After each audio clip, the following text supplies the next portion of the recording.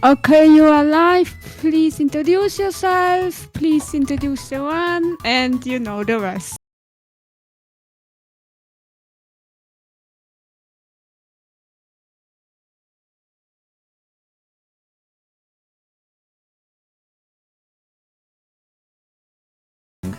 Um, Diddy Kong Racing DS. You may have seen my Diddy Kong Racing 64 run. Can you reset the introduction? I accidentally muted your stream. Whoops. Okay. Alright. 3, 2, 1. Hello, I'm Leah. I'm now. I had to redo my introduction there quickly. Hi. This is. Oh, this is a complete mess. You might have seen my Diddy Kong Racing 64 run last night. Well, this is the remake of it that released about 10 years after. This is also the hardest game to set up in this whole marathon, and it's frankly a miracle that I can do something like this with this game at all, given that getting a 3DS capture card is exceptionally difficult, but nonetheless I've made it work. I'm going to quickly change the language to Italian. I do not speak any Italian, but I found it. I figured there should at least be a bit more love for Italian in this marathon. So I'll be playing this run in that language, and the following run that's coming immediately afterwards. You got a fairly long introduction to this run, so I'll explain some more stuff during that, and I'll start in 3, 2, 1, go. As our character, we're selecting Whizpig because, sorry, my voice is a bit dry. There are two optimal character choices. You can either play as Taj or Whizpig. They both have identical stats. I just prefer Whizpig, he's cooler. The reason why they are fast is because Diddy Kong Racing DS has 3 vehicles, much like the 64 version, and it happens that in the car vehicle, Taj and Whizpig absolutely clear the competition by so much that it can offset the fact that they have some problems in the other 2 vehicles. Even then, they are still like top tier picks in the other 2 vehicles. Not the most optimal, but they are very much able to keep up with the best characters there. So yeah, Taj or Whizpig, whichever one you like more, but most people prefer Whizpig. Mostly because of the novelty of, oh wow, I can play as the final boss. That's crazy. You know, I've never played this game in Italian. I have no idea what's... absolutely no idea what they're saying. But... maybe someone in chat knows. I'm actually going to soft reset the game after this cutscene.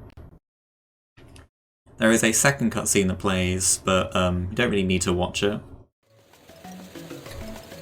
It's a bit faster to skip through it.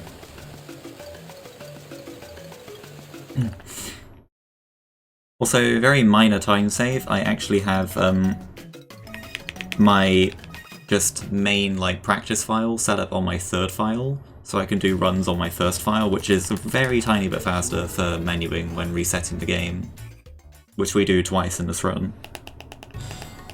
How can I help you? Tiny introduction here with Taj.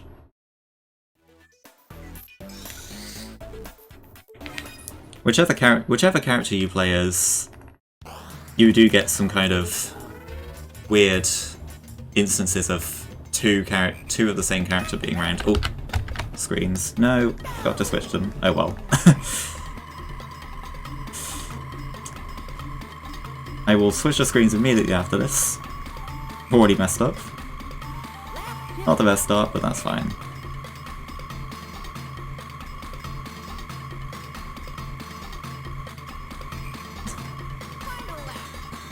It's going to be hard to get used to, isn't it?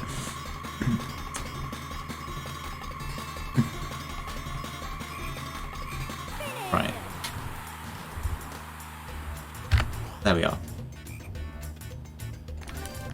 Look at the magic of DS capture cards. Isn't it incredible? Okay. In 64, we go and get all the overworld balloons first, but we're not going to do that in DS, so our only choice of race is Ancient Lake.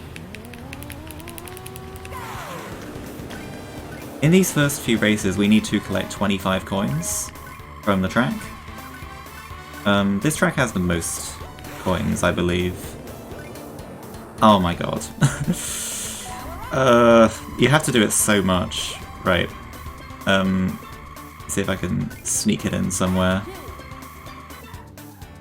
Oops. Actually, that's good that I spun out because I need to get this.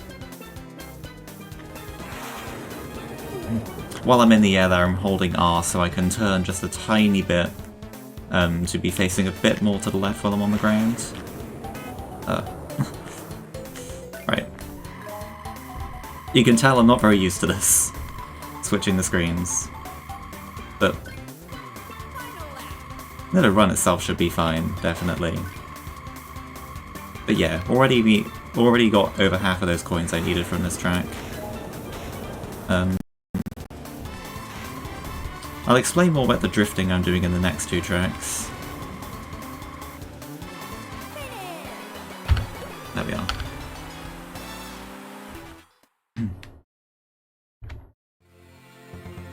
Figuring out, I forgot what screen the things would be on here. Right, I've got to switch screen and then immediately switch back after this. I know that much. It's scuffed, but it works. Oh, whatever, I forgot about this cutscene, that's fine.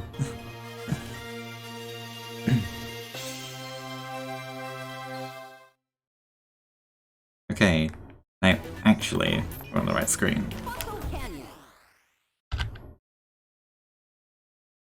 There we are. Right, Fossil Canyon is, in DKR64 it is a lot more, it's a much more important track in 64, and also a much more, a significantly difficult one. It's not really the case in DS so much. This track is it's kind of chill in DS.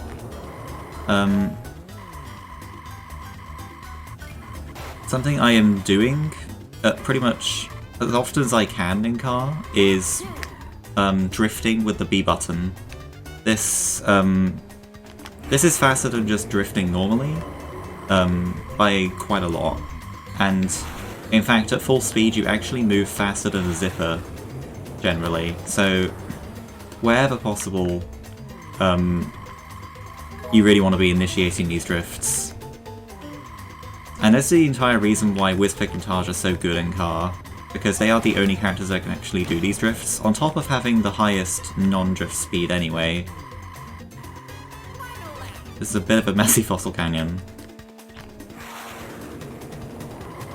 This track doesn't have so many coins that I can pick up. Most of them are in the third track, Jungle Falls, from here.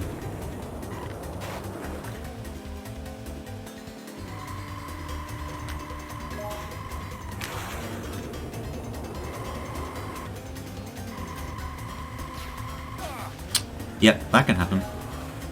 Traps and missiles are way more punishing on DS. And general, other races get in your way way more often.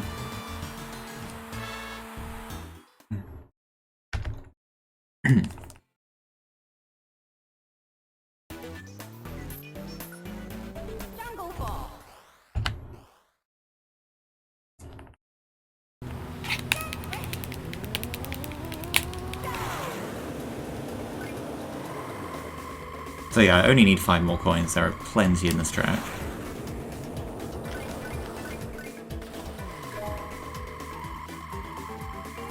I would like to get as many excess as I can as well though. If I can be, you know, closer to 30, I'd really like that. During that drift I actually let off the B button a little bit because I could tell my line wasn't going to get me to where I wanted to go. That is a thing that allows you to make pretty much on-the-spot adjustments when you're in a drift, you're mostly set in stone, but that is one of the few things you can do to actually save yourself if you need to. It does lower your speed a bit, because really the kind of anatomy of a drift is that the B button is what gives you your speed.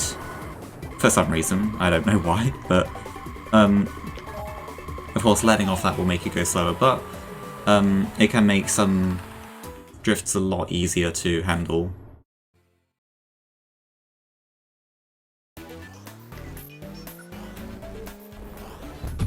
Switch screens.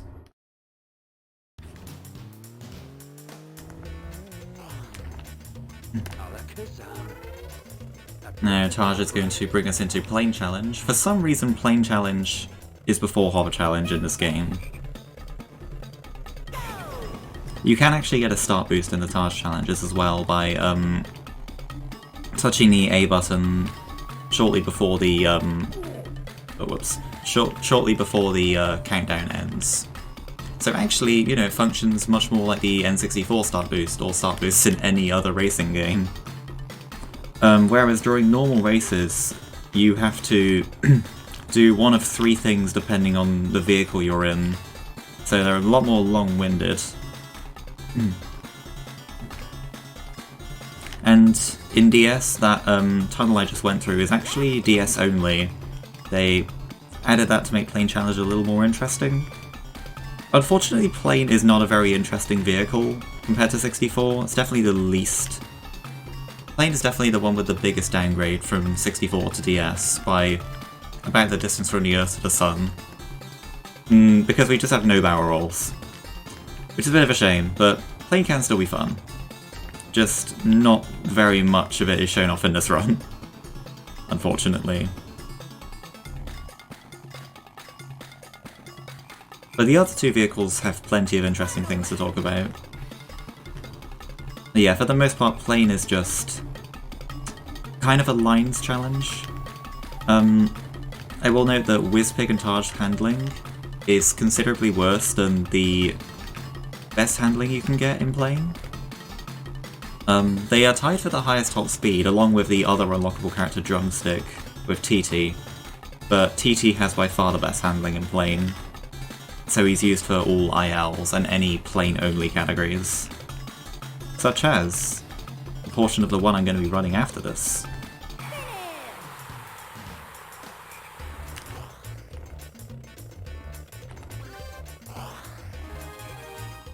Now what we want to do is actually go around the overworld, pick up those balloons that I ignored the first time. And this is the first one.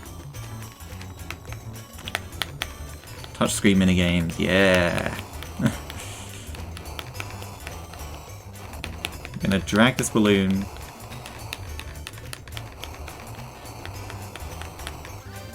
Until it hits the stream. And now it'll go off and melt a little bit later. But while we're waiting for that... Rather blind turn there. While we're waiting for that, we're going to go to something that's fairly hard to explain. So over here, new to DS, is this puzzle. I can't believe that counts as a circle, okay. And I did not get good RNG. Oh, I need those too. Ooh, I need those. Almost screwed up there. So unfortunately I did not get good RNG. The RNG I'm talking about is, for some reason, all overworld coin sources have a multiplier. I have no idea why. This multiplier can be, it's most often 1. It was 1 here, unfortunately. It can be 2 or 3. I've even seen 5 once, but it's almost hard to know what to do with that many coins. But yes, you can draw up to 5 circles to get up to 50 times the multiplier amount of coins. Now I do need exactly 75. That's the reason why I got 25 in Dino Domain, because I need exactly 75 here, and 50 is the minimum I can get. And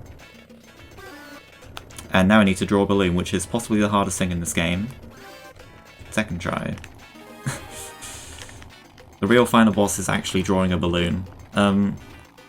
Anyway, yes, now that I have those coins, I'm going to... I need that balloon. That is...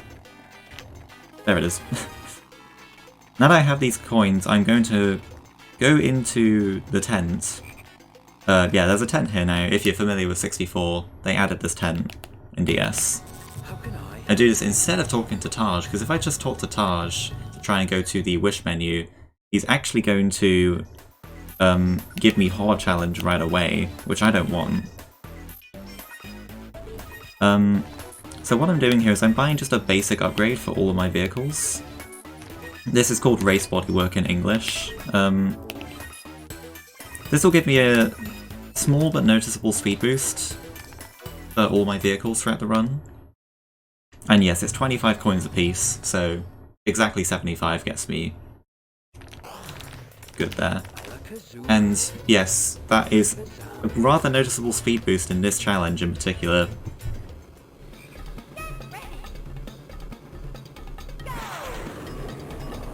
This significantly speeds up Hover Challenge compared to doing it with no bodywork, and you'll notice in Dino Domain, or well, you might notice in Dino Domain, that when I do car races in there now, I'm going to be going a bit faster than I was before. We're not done collecting coins though, we do need to collect a few more in Dino Domain, and then a few more later in the run. Now, if I had gotten better RNG from that puzzle, things might be looking a bit different right now.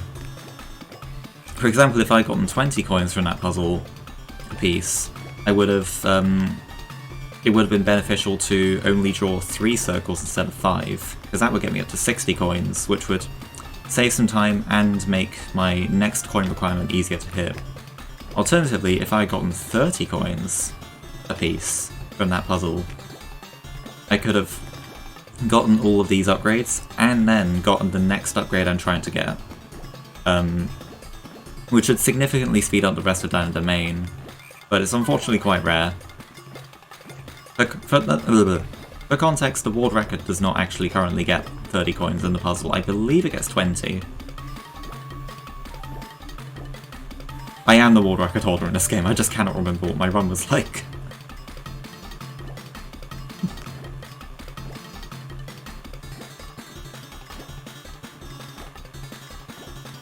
Not too much longer here, this is a fairly boring race, but we're nearly done. You will see I'm jumping around a lot in Hover.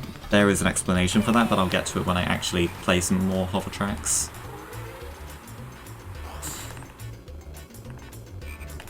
But for now we're going back into Dino Domain.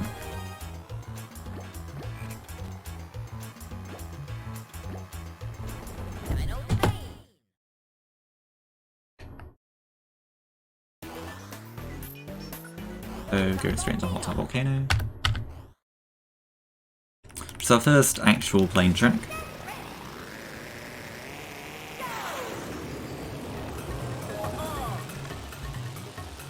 A few opportunities to pick up some more coins here, and speaking of coins, I've teased my next coin requirement, but I should actually mention that I need 100 coins by the time I leave Dino Domain,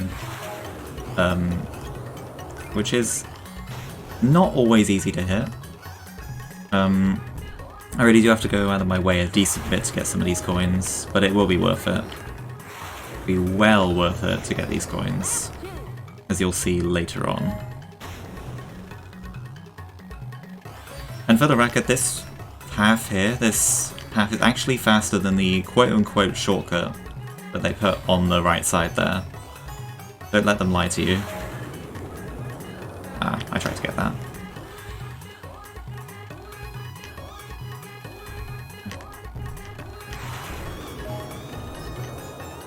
In fact, that quote-unquote shortcut doesn't even have any coins in it. It's of no use to us.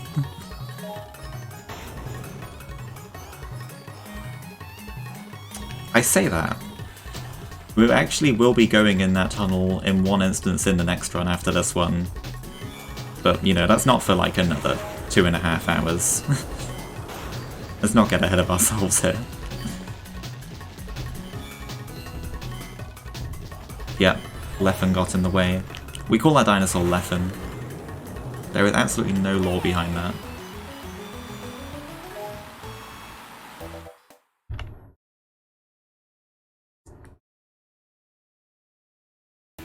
What we're going to do now is go and do the Wish Race, which is a new DS exclusive feature. This replaces the minigames in 64. That is to say, minigames are not completely gone from DS, but in adventure mode they are replaced with these Wish Races, which you pretty much draw a track and then you race on it. It's not too complicated, really. There is a bit of RNG in this, that is to say, the verticality of the track and the balloons that show up are randomized. However, I have a theory that it is somewhat to do with where you draw the finish line, because you draw the finish line on yourself, and yeah, I just have a feeling it's to do with that, because I feel like I've seen the same layout a couple times in some instances. But for now, let's just get this one done. It's another... Unfortunately, these tracks don't leave you very much room to do drifts. I guess this gives me a bit more time to talk about drifts, which is, I guess a good thing, because that means I can talk about how they're quite a commitment in DS. In 64, drifting is really a nice turning tool, more than anything. You can do them, you can initiate them really quickly, do like on-the-spot drift switching and stuff. Actually, drift switching does exist in DS, but in general, drifting is much more of a commitment in DS, on top of being the main speed tech in car. So you can't really initiate a drift so easily, or as quickly, and especially in tracks like this, there's really limited room to drift. You need to go fairly wide to get the most speed out of them. Yeah. We might have the chance to later on, but for this one, no luck. And for the first 3 of these Witch Races, TT will tell you what track to draw, but for the last one you actually get to draw whatever track you want, so you can imagine what we're gonna do there.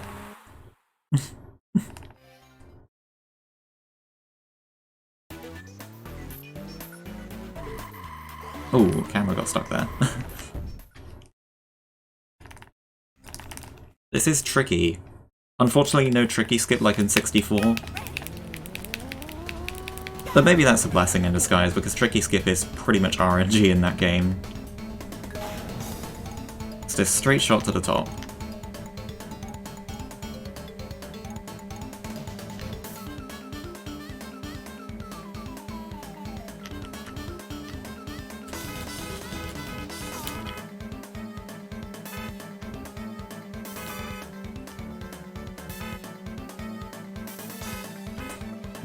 I really do not have too much to say about this, do I?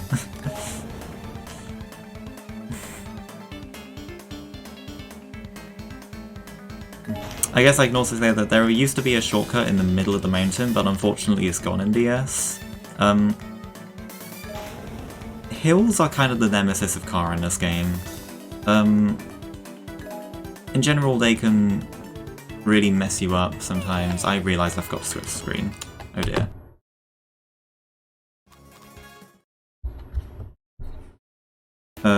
Okay, right. Right. I also messed up my splits just then. Oh dear. But look at that, we're back on the right side and I didn't even do anything. Okay. Alright, that was a complete mess of the last 30 seconds just there, but we're back on track now. So, also replacing the coin races in adventure mode is these balloon touch challenges, which are essentially auto-scrollers. There are 20 of them in the run. What we need to do is pop enough balloons to hit the minimum balloon requirement, which is indicated on the top screen by a bronze, silver, or gold marker. We only need to hit the bronze in any percent. Silver coin challenges do still exist in the game, but they are a side mode.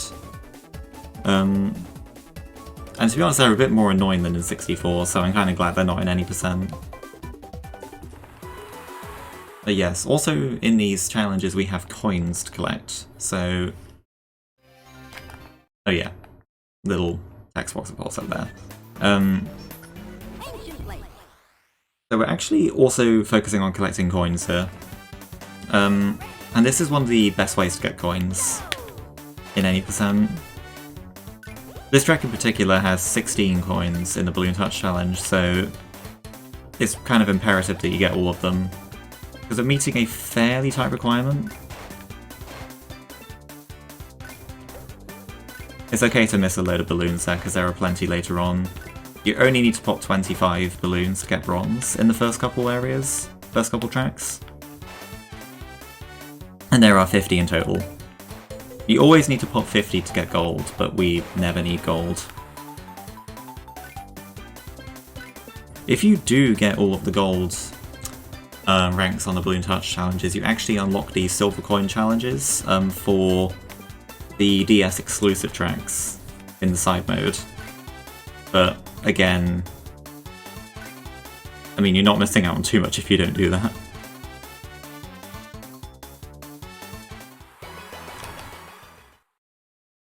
This is nice though, it's a long stretch of time where I really don't have to switch screens at all.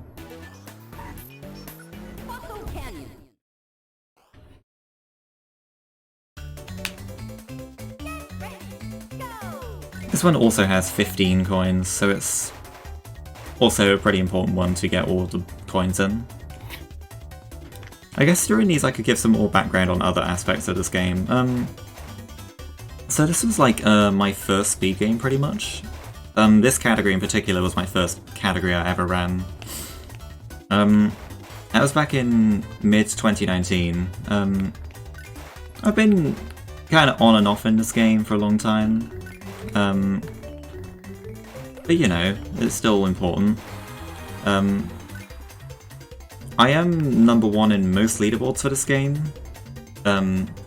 So the RTA leaderboards and also almost all of the time trials. I'm also number 1... No, I'm also the time trial champion for Diddy Kong Racing 64, as of about 2 years ago. So it's really quite a rare situation we've got here where we've got kind of a dual champ thing going on. It's really not something you'd see in many other communities at all. Like, you'd never see a Mario Kart game where one person is champ of 2 different games. In part that's due to DS not being a very popular game, but...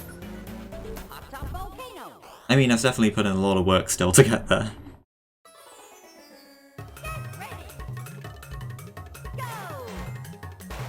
Not so many coins in this one, but then thankfully we're back to some normal racing after this. These always function as just opportunity to give yourself a little break. If you pop, in some later cases you don't actually need to get coins in these, so, you know, if you're in one of those ones, you pop all the balloons to get the bronze requirement and you don't need to get any coins, you can just stretch for like 30 seconds. It's quite nice actually.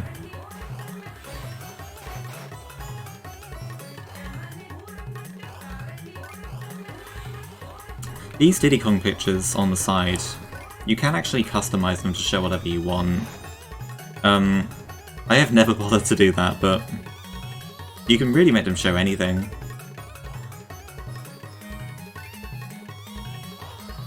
There's a lot of customization in this game, it's really quite nice. Not that I really do too much of it, but it's there if you want it.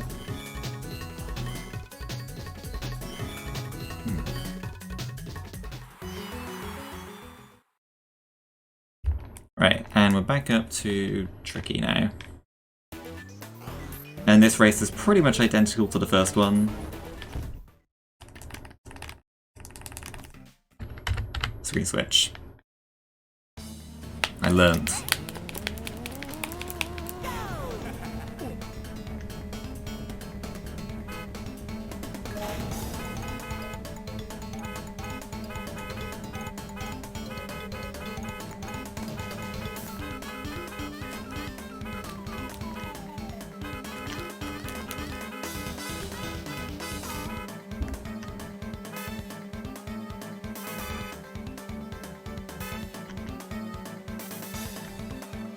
I don't know, you've got to find some way to make this entertaining. You can't really do drifts up here. Yeah, that's usually how it goes. You just lose so much of your speed when you try and drift up an uphill sometimes. It's really not too much you can do there.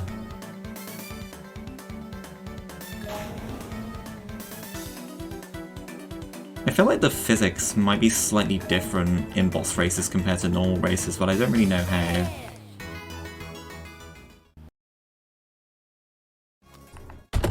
I have to say, like, the start boost works differently in boss races.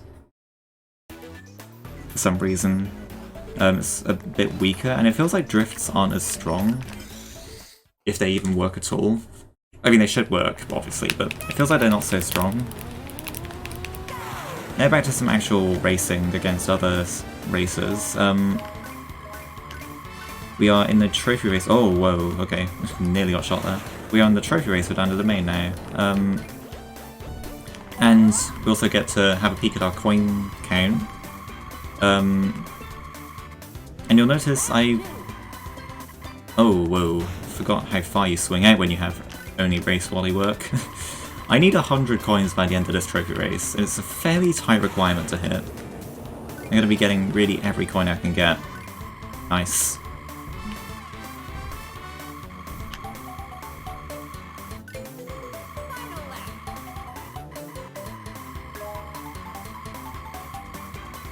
Yeah, 30 coins in the next 3 tracks is a bit of a tall order, to be honest. If disaster strikes and I don't have enough, which shouldn't happen, there are some emergency backups I can get in the overworld.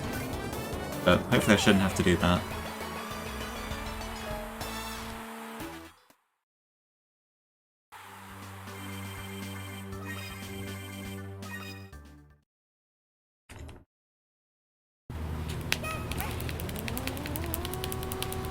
So really, unless you get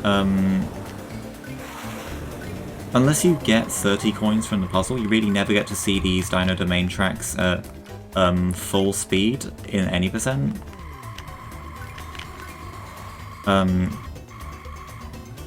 Which is a bit of a shame, but it's fine because there are plenty of other car tracks in the game that you get to see at full speed.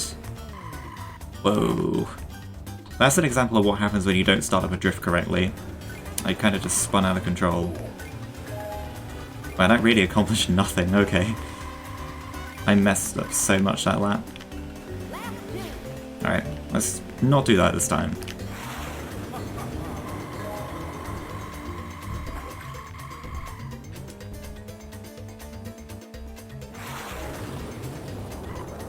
I input a tiny bit of B there to slow myself down so I can get some grip on the ground there. And for the record, the sand at the beginning of the track is not actually off-road for some reason. You can just go into it completely fine. Like this. It is in 64, but not in DS.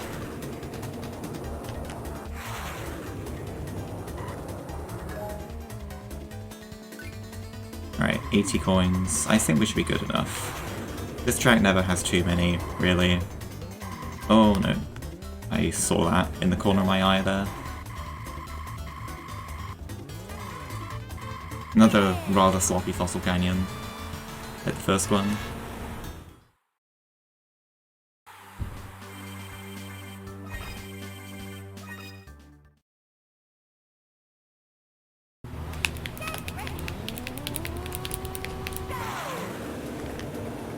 Wow, I missed both of those coins I wanted to get right at the beginning. That's not good.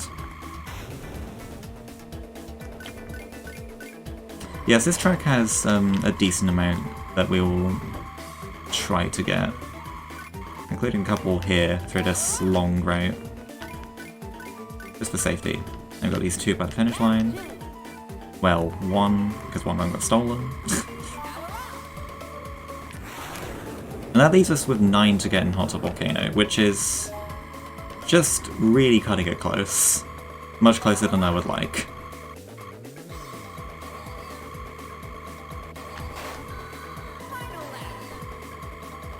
Ooh, inside the tree.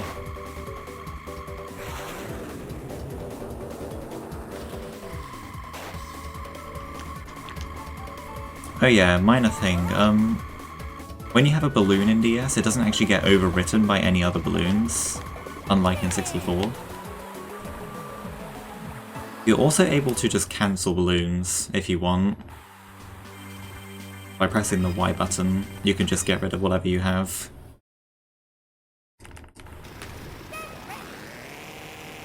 I really gotta kind of exhaust my coin sources here, make the number work. And I missed that one. That's a great start.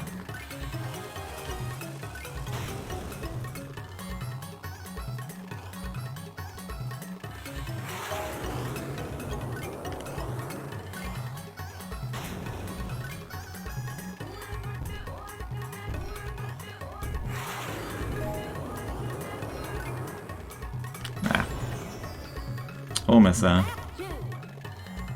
Hopefully this one wasn't stolen. It was not stolen. Nice. And now I can... Yes, I believe there's one I missed over here. This next section. There. There we go. See, it's possible, it's just way closer than you'd like it to be. There's not too much left to go here.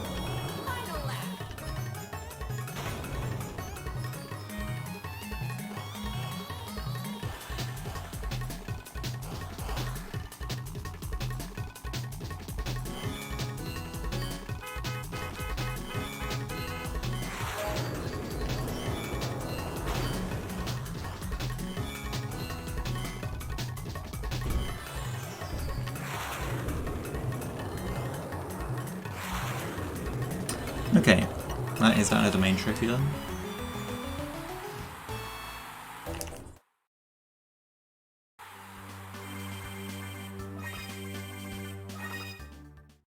And screen switch while I'm thinking about it. That is our first trophy. Unlike 64, we're not going to be playing the same tracks over and over. You'll be relieved to know to get the rest.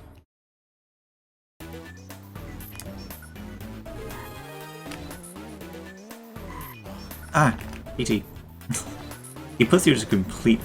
Any character that you can talk to will put you at a complete stop if you get in range of talking to them. What I'm going to do now is go and get that upgrade I was talking about. How can I help you? Assuming I can navigate the menu in Italian, which should be completely fine. I usually remember where things are.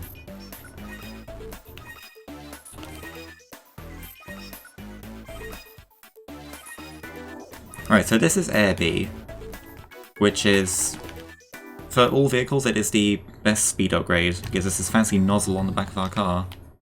I do need to talk to Taj now and switch to plane. How can I help you? Select. Because we're going to go to Snowflake Mountain now.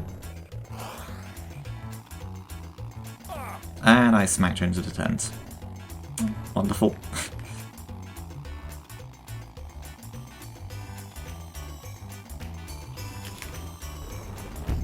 Just realised I probably should have taught to Taj to go to the wish menu instead of doing that. Oh well.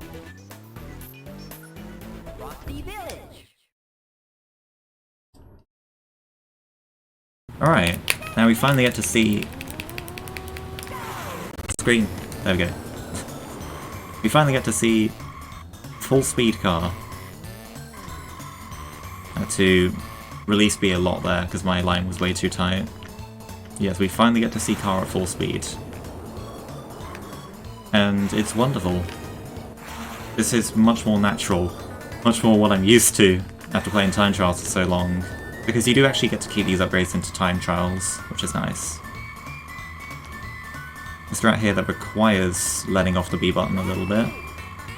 It is much faster, well not much faster, but it's a little bit faster than taking the zipper at the end, where you'd have to break your drift and then start a new one. It's about half a second faster each time. And another difference to 64, this right pass is actually faster. In car.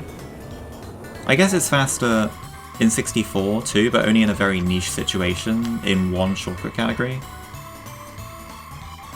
Frosty Village Car shortcut mentioned, no way.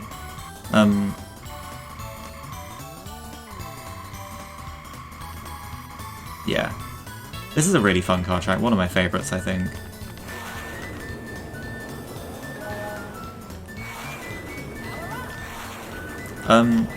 What I just did is, you may have been wondering what those little tokens around the track with kind of an up arrow on them were for. Those are upgrade tokens. We pretty much never use them in speedrunning, but they will upgrade. You can press X to upgrade whatever balloon you have to a special 4th level. Now none of them are very useful really. I just kind of used it for fun there. But yeah, they do exist. This track is really messy. There's lots of stuff can happen here. Most of it is not good. Kind of all over the place here.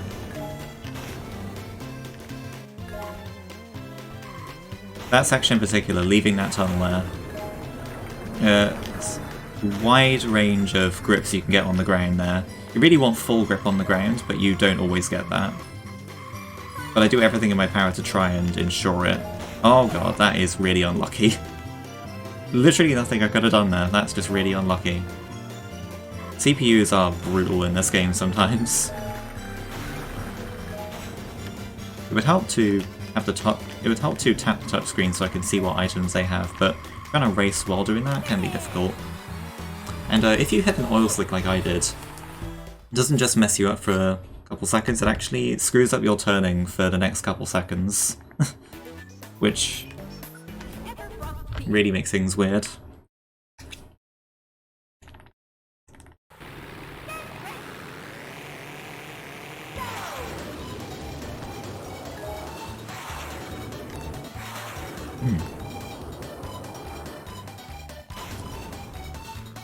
This track does actually have an out of bounds, and speaking of out of bounds, there are a couple plain out of bounds in this game. Most of them are in tracks that are not played with plane at any percent.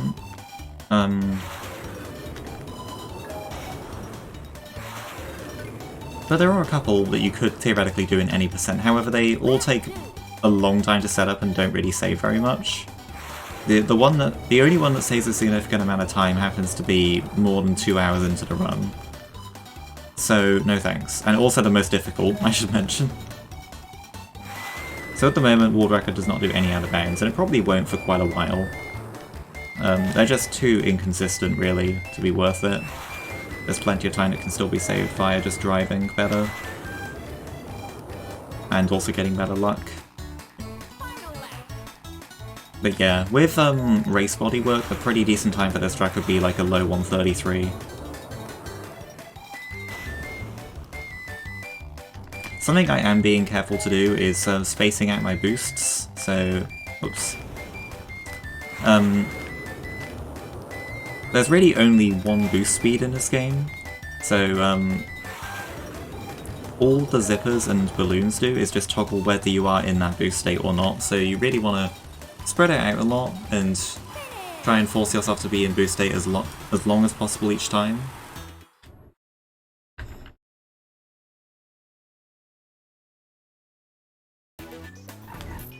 Okay, last car track is Neverly Mountain here. And another one of my favourites.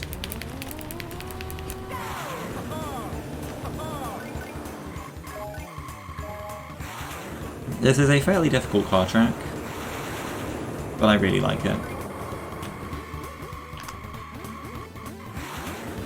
Just barely get in, hit that zipper there. You have to space your drift rather precisely to get that. If you miss that, the backup can be to just carry your drift as far as you can over the bridge, but it is faster to just hit that zipper. It's actually also faster to carry your drift over the right side of this track at the end, rather than taking the left path that has a zipper. And there is a drift switch.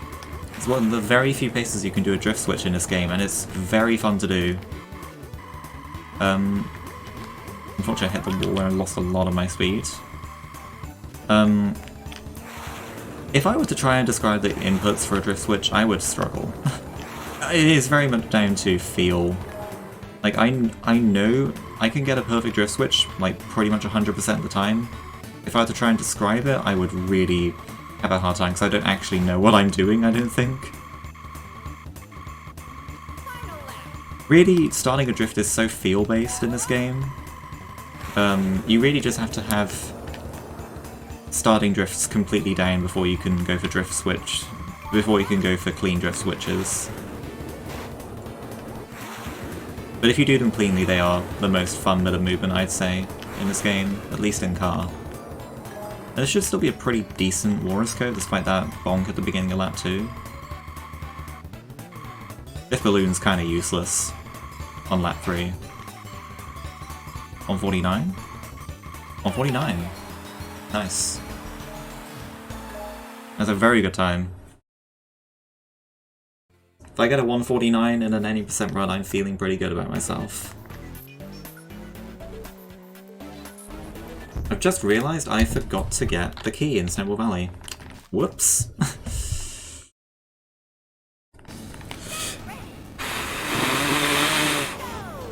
I forgot that is a thing.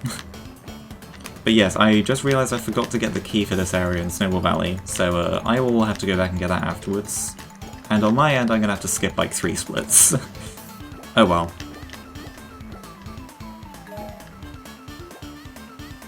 Forgetting the key happens to everyone more often than you'd think.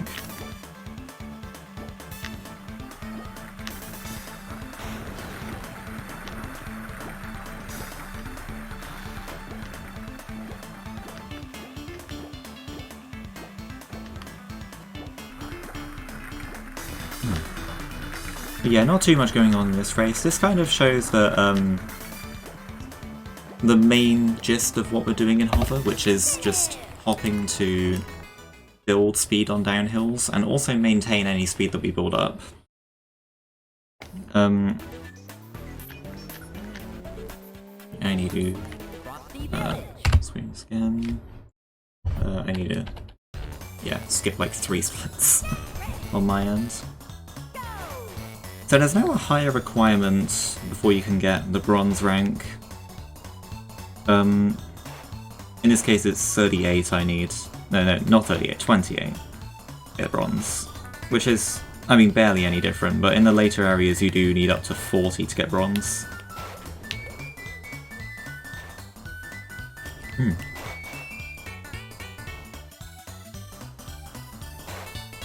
I've not mentioned my coin requirements very much since buying Air B for car.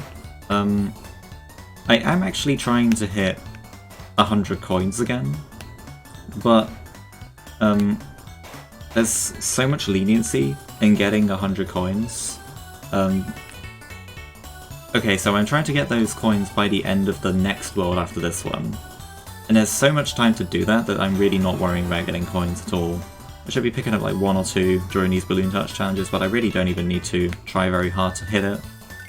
So I'm not really stressed about it at all. I always hit it, so yeah. And that would be to buy for Air B for plane before entering the 4th world.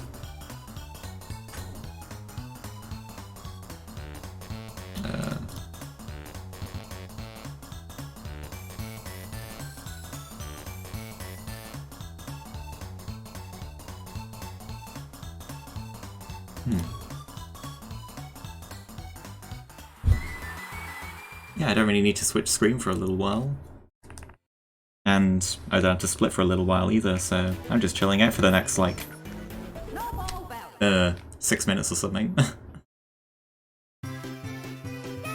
This is a rather fast balloon touch challenge. And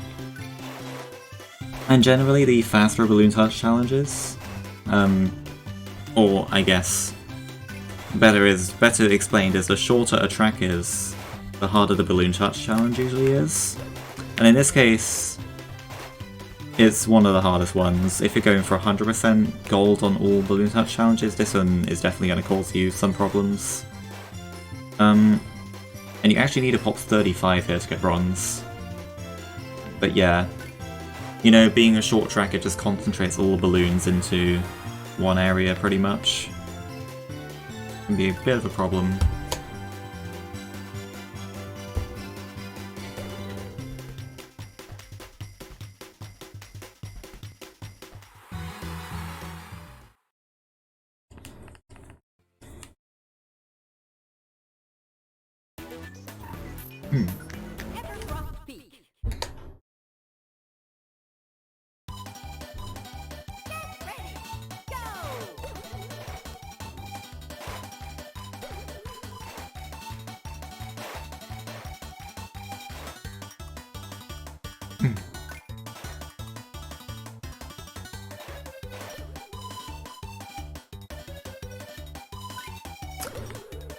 Yeah, really not too much to talk about during these for the most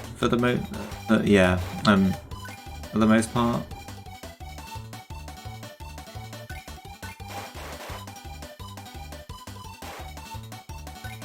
I will say, I feel like I'm going insane in this Balloon Touch challenge sometimes, because I swear there is a coin in this one that I can just never find, and I don't understand how that's even possible. Like, there are supposed to be 12 coins in this Balloon Touch challenge. I've seen people get 12 coins, like, or, you know, post images of getting 12 coins. And yeah, I can never seem to find that 12th coin myself. I feel like I'm going insane every time. I don't know if it's just a... And I feel like it wouldn't be a version difference or anything, because I've seen people on the PAL version get it, so I don't know what's going on there. GKRDS World Record Holder can't find a coin casually. It's more likely than you think.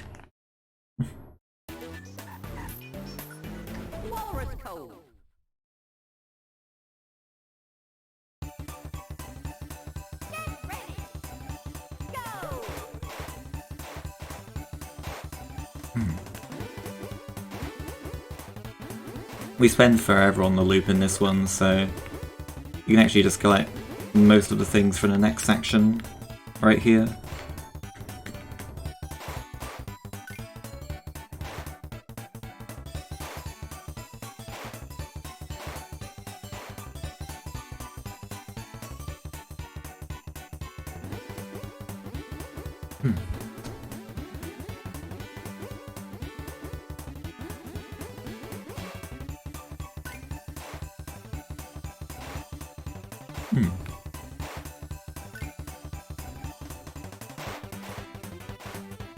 Not too much longer, I promise, then we'll actually be back to racing.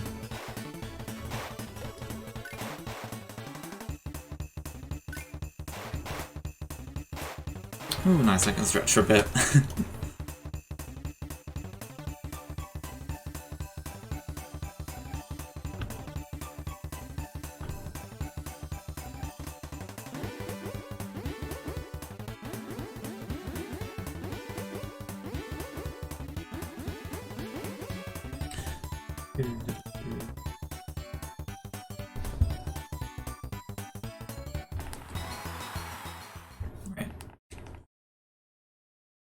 Focus again.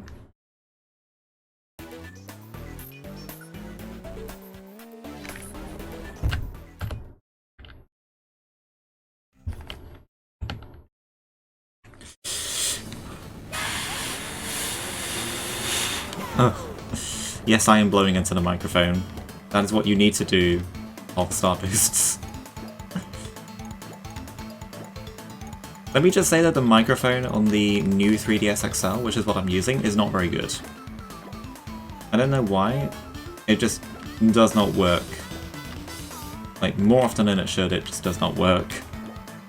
Which is a bit problematic.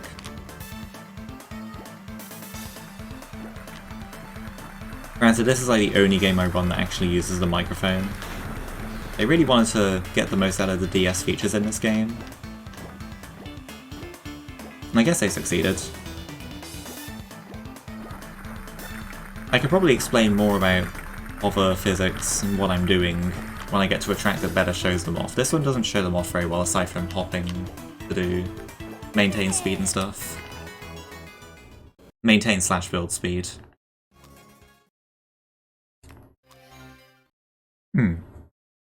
Alright, now we're going to do the trophy race. So back to normal racing.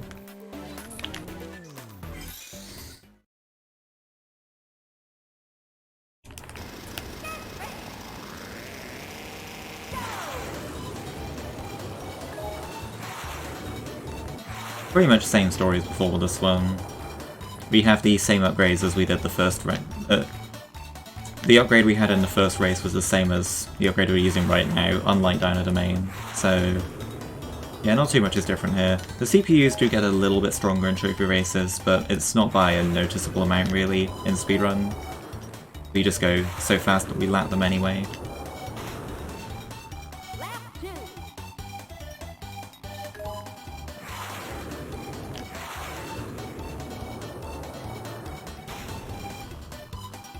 Oh, wow. Man. Plane bombs are not quite as devastating in DS, but they do still just kind of happen sometimes. It can be quite jarring to just suddenly be put to a complete stop, because they... like that. At the same time though, if you have a zipper boost and you bonk, there is a chance that you might actually not have to accelerate back up from 0.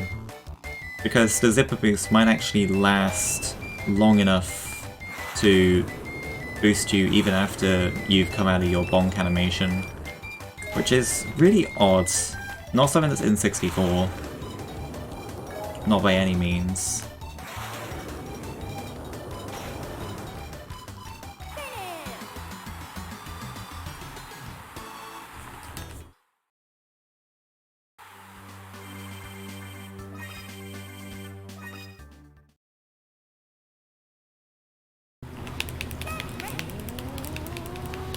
My question is, can I get another 149 here? That would be really cool, I think.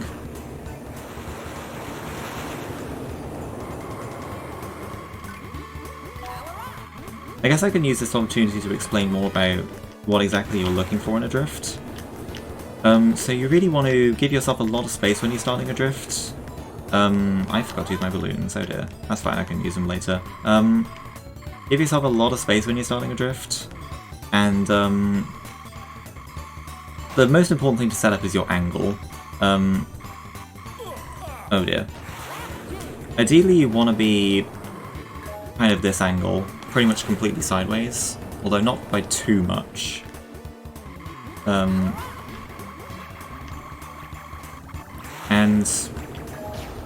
only once your angle is set up do you want to add B, because otherwise you're going to cause some problems with your drift. It's going to just kind of spin out, not really going to be able to control it very well.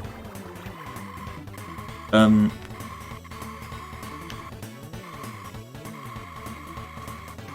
really there's kind of... the most important thing to get used to in car is setting that angle up perfectly. Because that will just save you time on every single drift you do. And I've played this enough that I can just kind of do that now, without many problems. Don't have to think about it too hard. Really is nice to be able to do that. Like, I think drifting feels great once you get used to it. It might feel a bit weird at first having to press the B button to go faster, but trust me, it feels fine. Okay, not quite at 149 because I screwed up lap 1. Oh, actually no, I think that is the 149. Let's have a look. On top screen. 149.56, okay. Somehow that is actually a 49 despite completely screwing up the end of lap 1. I think I can get the key during the trophy race here actually. I'll have a look at that.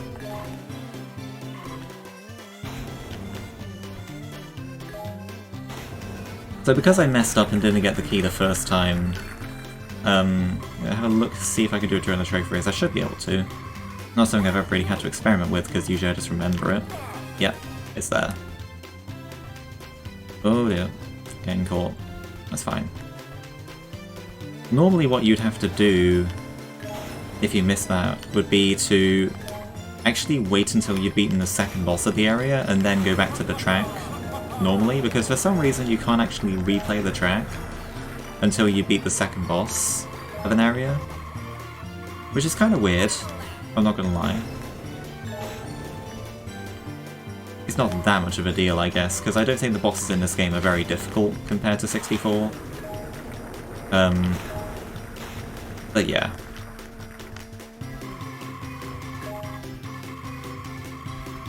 Okay, well at least I have that out of the way.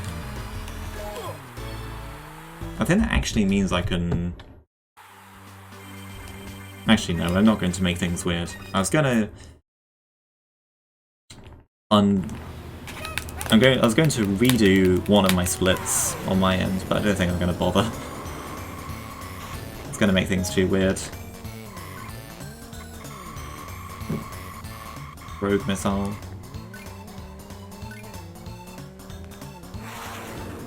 Maybe I need to try at least a little bit in the balloon touch challenges in the next area to get that sweet 100 total, but I should be fine. There'll be absolutely no problems hitting it.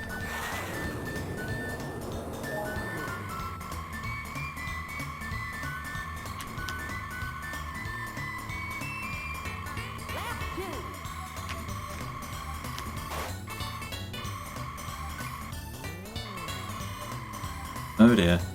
Ooh, fine.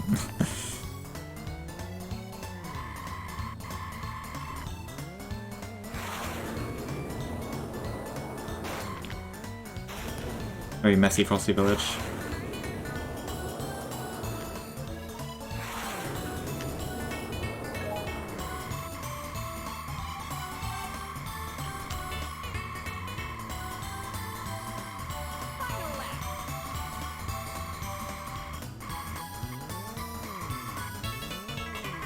Oh, okay. I knew my drift was going to mess up there, so I just cancelled it early. If you go... Any airtime is also just kind of bad for drifts. You have to be really careful if you have to go over a jump while you're in a drift.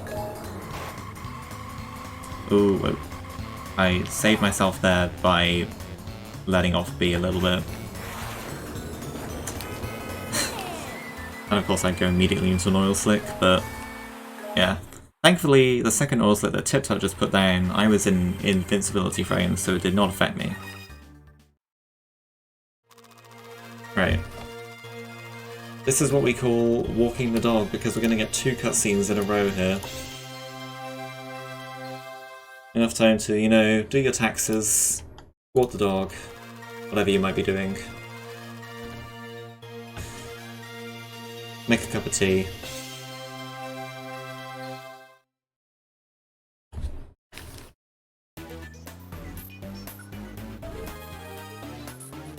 And now we're going into the second wish race.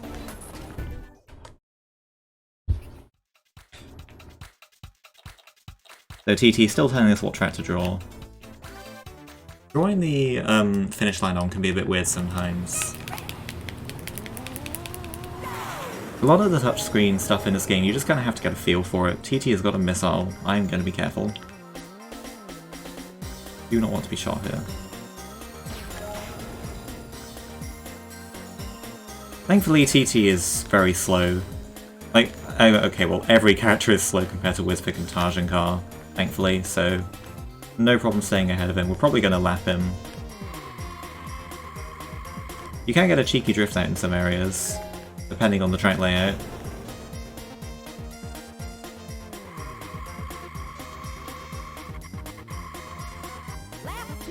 Doesn't say very much though, and it's more risky than anything.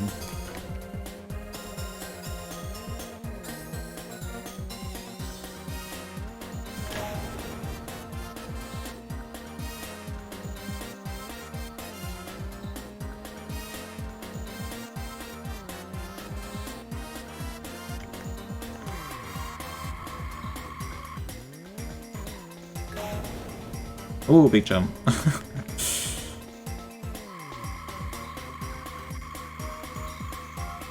We love big jumps in 64. Don't get so many of them in DS, but they do happen sometimes.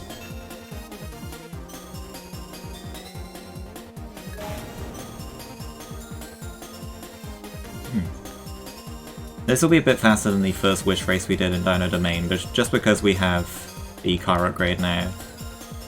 The actual track layer is a bit slow, but the car upgrade saves so much time. Big jump. And I died.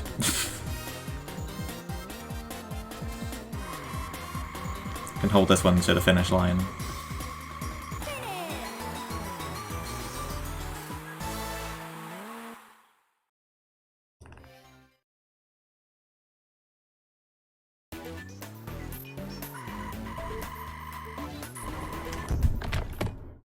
Right, finally caught up my splits. Dear, I almost forgot where to go. We're fine. We're not fine.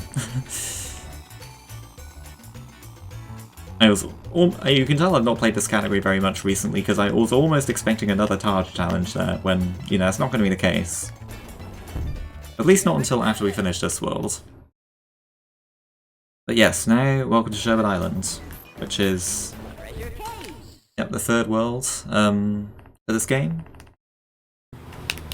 For some reason in 64, in the track select menu, Sherbet Island is actually ordered second. Even though you play it third in the adventure mode. I have no idea why, but it's fixed in this game. Treasure Caves is a pretty special car track because you can actually complete it in a single unbroken drift. And I might go for that during Trophy Race just for fun. But for now I'll just show how this track is, you know, normally supposed to look. Oh dear. If you hold a drift for about 2 seconds without toggling it, that is, returning to neutral on the D-pad, that will happen. But yes, you can actually drift straight past that zipper and make the line barely work to get out the cave. And from there you can, yeah, complete the track in a single unbroken drift from starting on lap 1 and then, yeah, just drift for about 55 seconds and then you go very fast. Just anything you can do to really avoid starting up extra drifts is really helpful. Unfortunately I spun out, but I usually like to get 58 there. I think I'm not going to bother changing the screen in the lobby. Literally like a couple seconds of movement every time.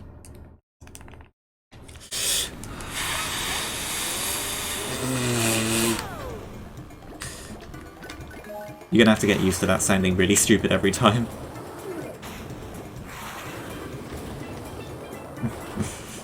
This is probably the hardest hover track in the run. And finally gives me a chance to talk about some hover stuff, so...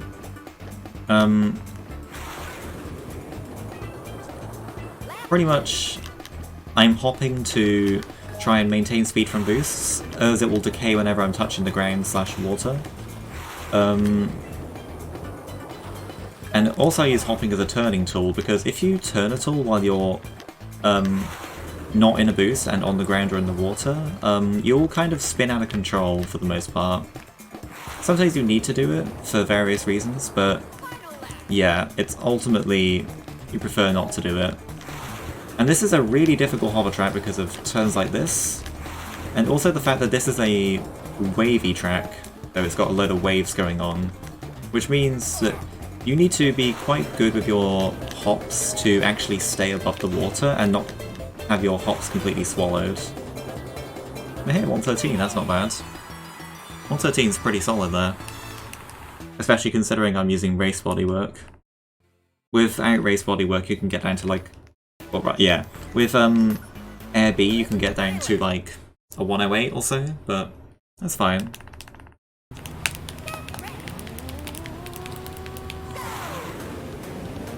Another rather tame car track here.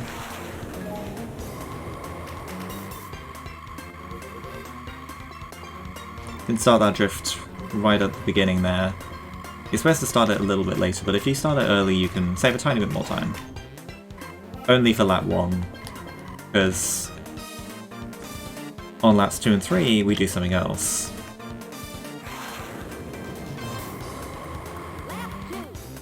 Hopefully I should get this. Not too bad to get. I didn't quite get it. I would have liked to go past that zipper entirely and carry the drift all the way until the ship. Some car tracks are like that, you just carry a drift for half of the track or more. And what I do need to remember on lap 3 is to get the key. You wouldn't forget the key, would you?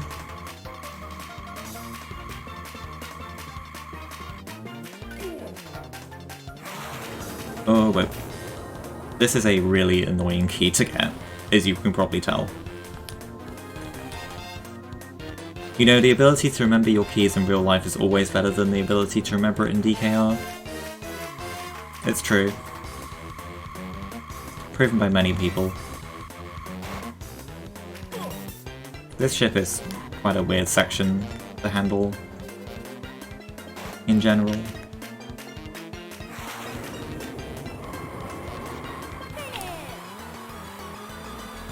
Alright.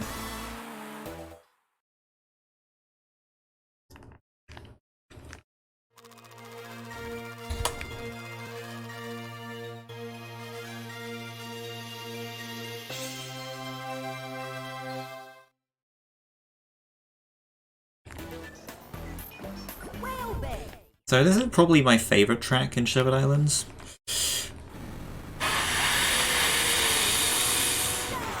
There we go. Yeah, this is probably my favourite track in Sherbet Islands. At least in Balloon Race.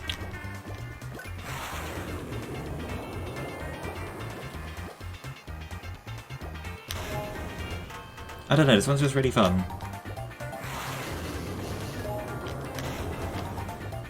And pretty much perfectly shows off all the speed preservation stuff.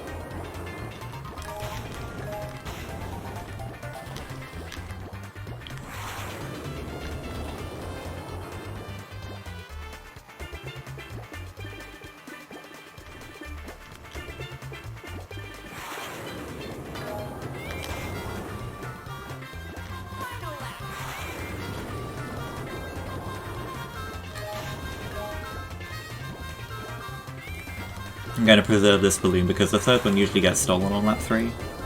So, preserve it, so I can do this section.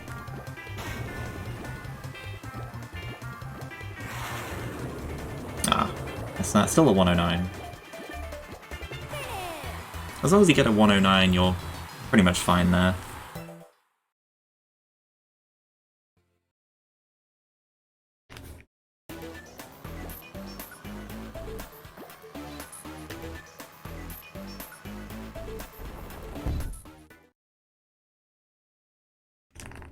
Right.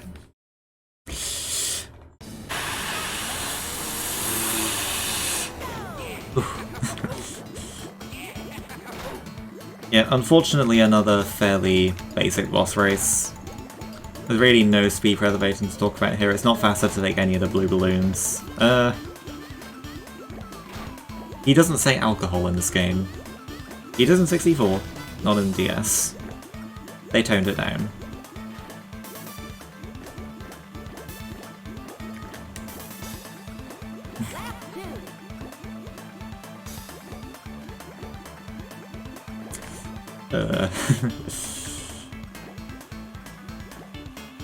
This is a really difficult boss race casually in 64, especially the second race against him, but bit of a pushover in DS.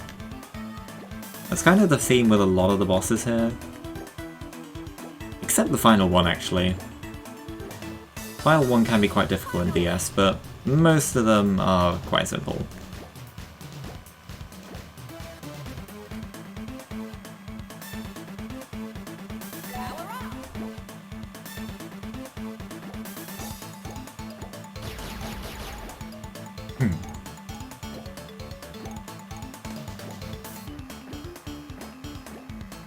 Wow, okay, I walked right into that. I kinda deserve that.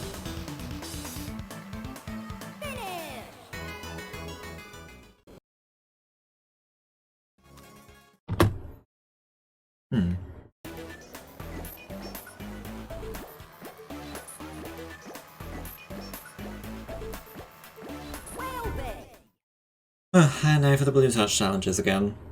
I actually am going to focus on getting coins a decent bit, because I do want to make sure I at least hit the 100 requirement. Not that it's difficult at all to hit it, but I want to at least guarantee it. And also we need 40 balloons for bronze now, so we actually do need to focus a bit more. Oh, screen. There we are.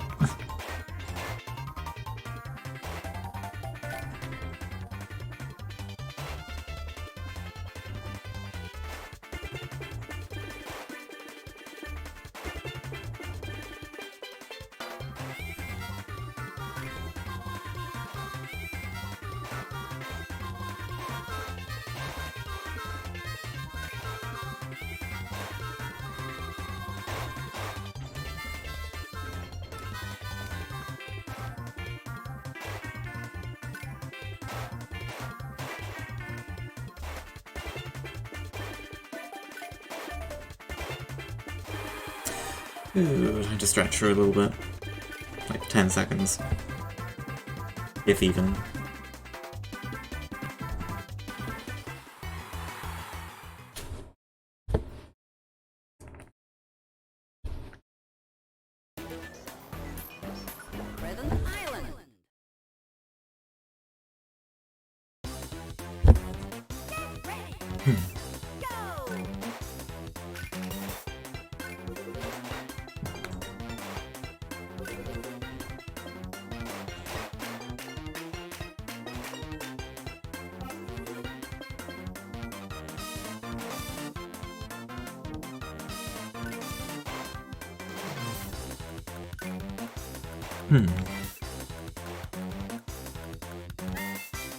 Yeah, really not much to mention here.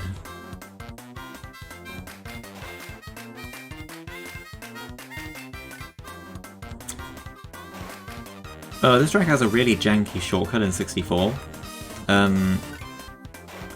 Thankfully not really present in DS. There are a lot of checkpoint manipulation shortcuts in 64, but we don't really have any checkpoint manipulations in DS. It's only out of bounds in plane tracks.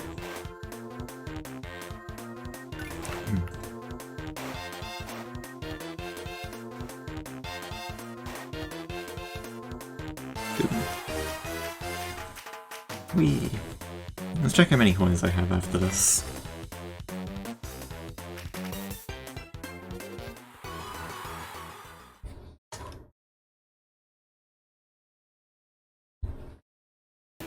Definitely forgot to check how many coins I have.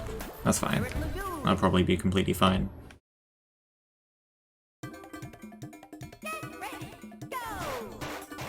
This is another rather difficult balloon touch challenge if you're going for 100%.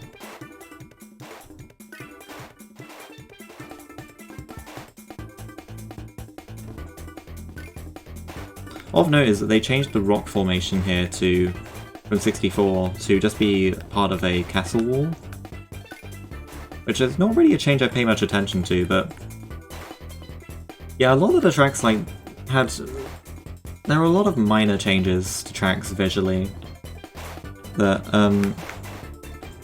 I think DS is definitely unique. It's hard to confuse it for 64.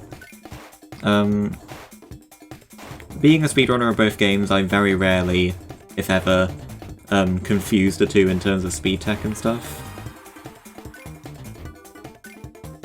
They're distinct enough to not get confusing.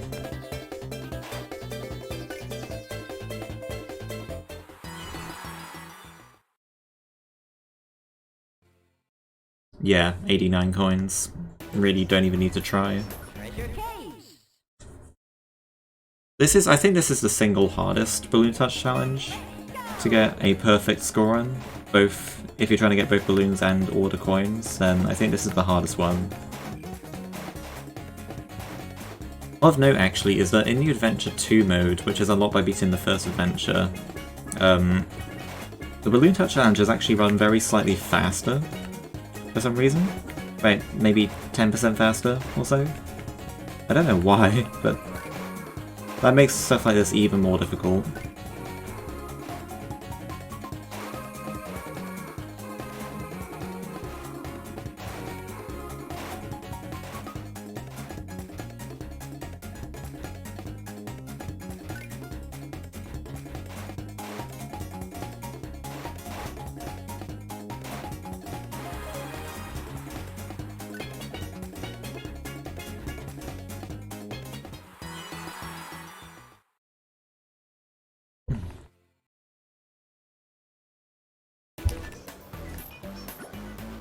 Right. Over to Bubbler again.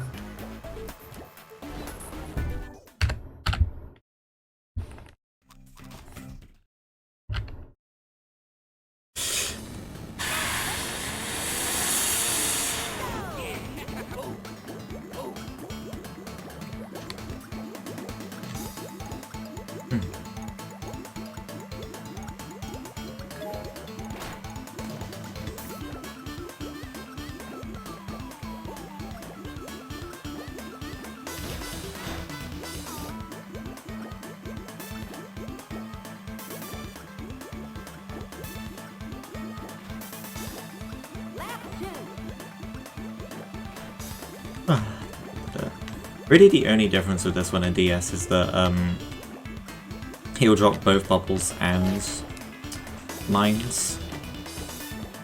They also take out a balloon in 64, but I mean here we don't even need the balloons anyway.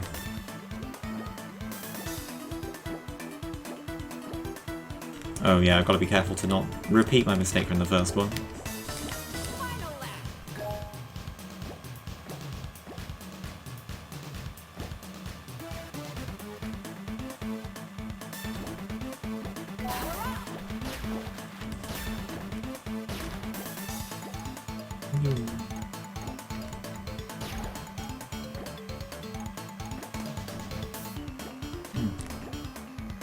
Okay.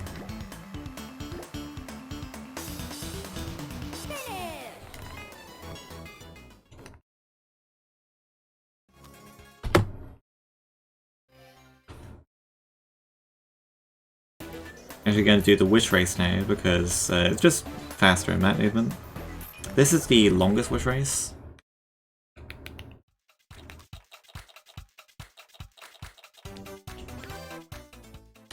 It has the most potential for drifts, possibly.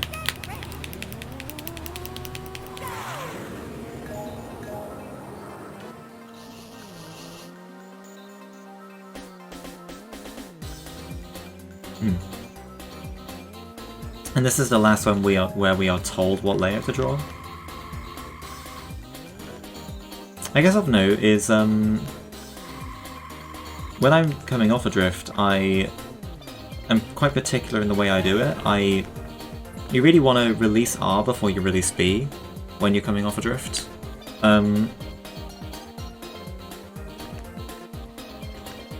That's just because if you release B first, then you're kind of allowing yourself to swing a bit out of control while holding R. Whereas if you release R first, you are then kind of just allowing time to hold the B button and then kind of, you know, reorient yourself normally. Because outside of drifts, the R button doesn't do very much that's helpful. It can be used a tiny bit in the air. That is to kind of turn yourself on the spot so you can be facing a different direction when you land, but only really has a minor effect otherwise. That is a very difficult balloon to get. I do not blame myself for missing that one twice.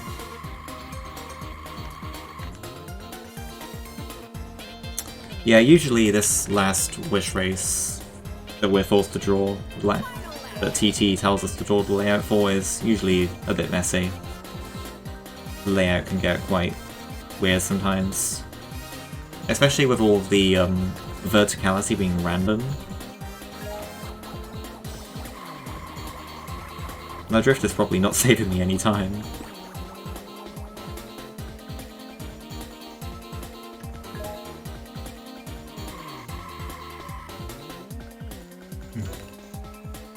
I'm just kind of messing around at this point with drifts, just seeing what I can get away with. Yeah, that balloon is just rough to hit. Can I hold this one to the end? Probably not.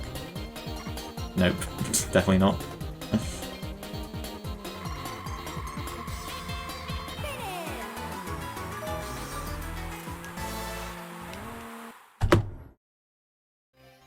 Okay.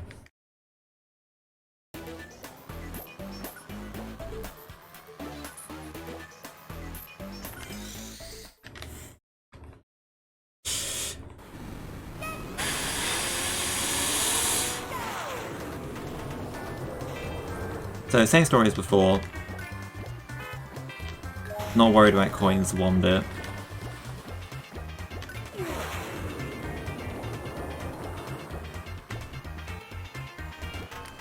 It is kind of random what result I get when I go on the ship there. I would like to just cleanly stick to the ground each time, but it doesn't really happen all the time.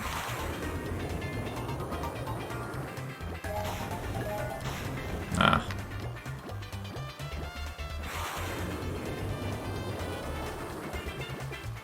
Like that. Too bad I missed a balloon that time. When I'm jumping off the ship though, I need to be careful of the kind of extended hitbox of the tree.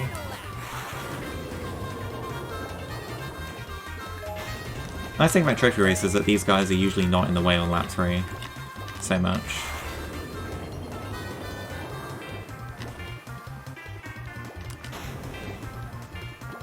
So if you're going for a good balloon race time, it might be easier to do it in a trophy race. Though unfortunately it's not really convenient to play trophy races outside of the one time you get to play them in adventure mode.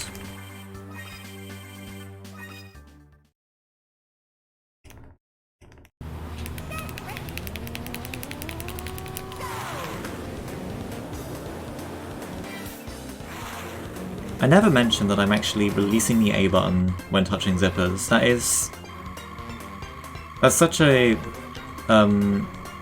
ubiquitous thing in 64 that I almost completely forgot it's like not mentioned anywhere in DS. You're never told to do it, but it is faster. And by extension, you don't want to repress A until your boost has completely died out. Like, only then, only right before I started my drift did I tap A again. And speaking of tap A, kind of bad terminology on my end, A tapping is not a thing in this game. More of a normal, traditional racing game, you just hold down that accelerator. Does definitely make it a bit easier to learn, I'd say. Although A tapping in 64 isn't too bad once you get used to it. Oh, there's that drift I was talking about, by the way. It's not too hard to hit, but I somehow missed it every time until now. And then I got oiled anyway, so... oh well.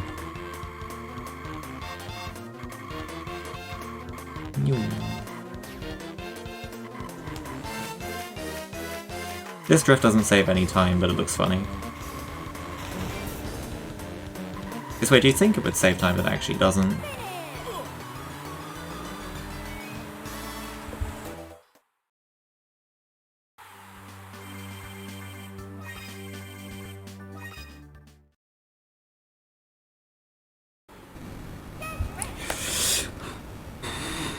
Oh god. I was checking something on Discord and forgot I was in a hover track.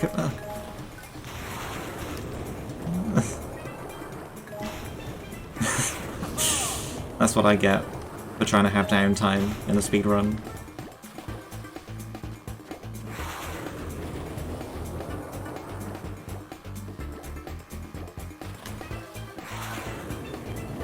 That balloon is really awkward to hit. This is quite rare to get it, even if it looks like you're going right through it.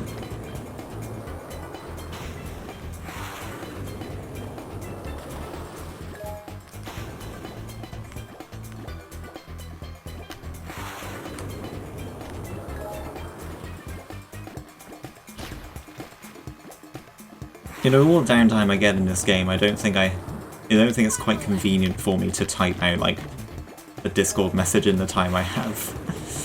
Unfortunately. I'll have to wait until the next set of Balloon Touch challenges, because, now that I picked up my 100th coin, just pick up that one just so I can show you, I actually don't need coins anymore. Because what I'm going to do with these 100 coins that I've collected the past 2 worlds is, in Sherbet Island, I'm going to... oh god, no, never mind, I'm fine. I thought my capture had gone out for a second. It's fine. Anyway, what I'm going to do with these 100 coins is buy Air Beef Plane. There's actually kind of no point getting an upgrade for Hover, unless you have, like... unless you get so much money from the,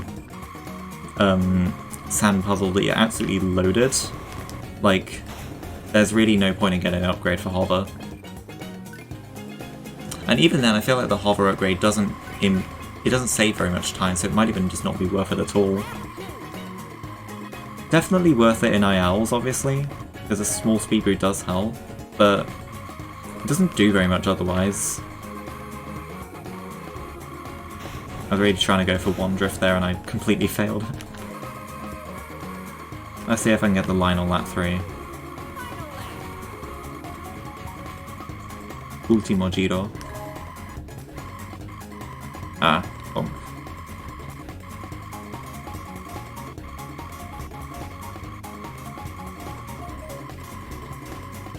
Nope. Even with the letting off B, it wasn't quite good enough. Okay. I'm going to preemptively switch back to bottom screen here. Because we've got a decent bit of overworld stuff coming up.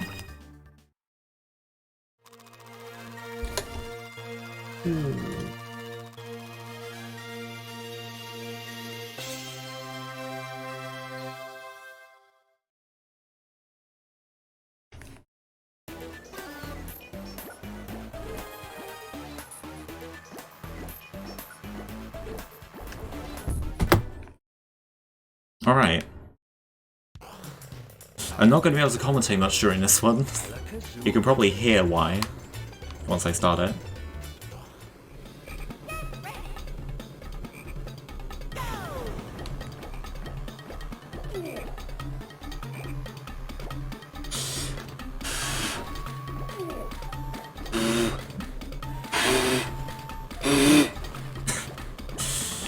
Yep, that's exactly what we're doing.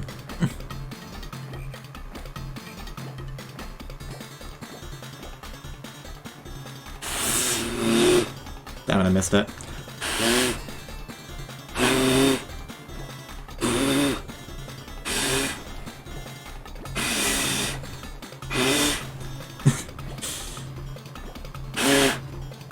Ah!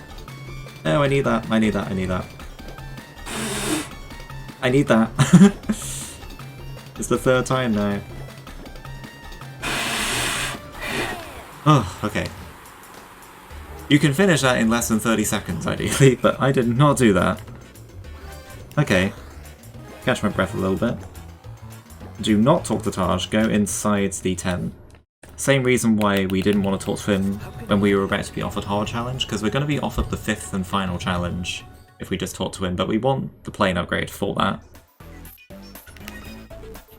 Wait, that's the car. Whoops. So many menus to get through.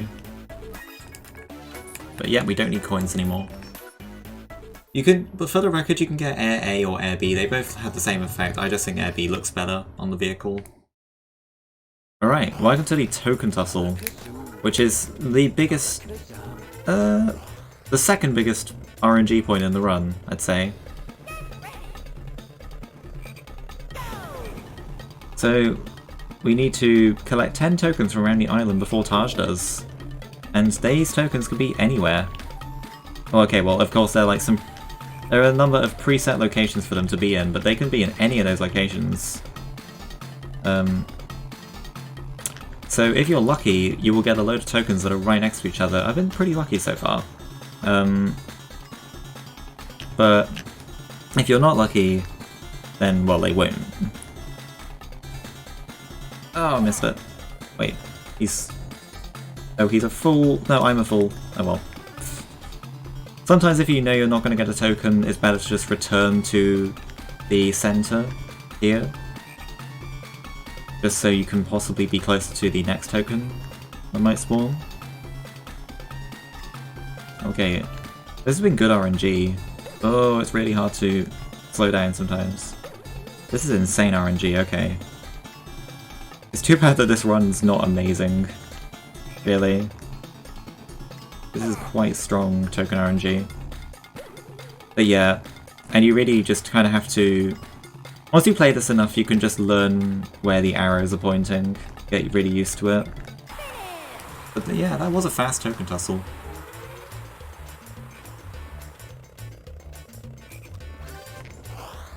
Now we want to go to Dragon Forest. actually ahead of my comparison that I'm using. I'm running against average. And I'm actually ahead now. Green switch.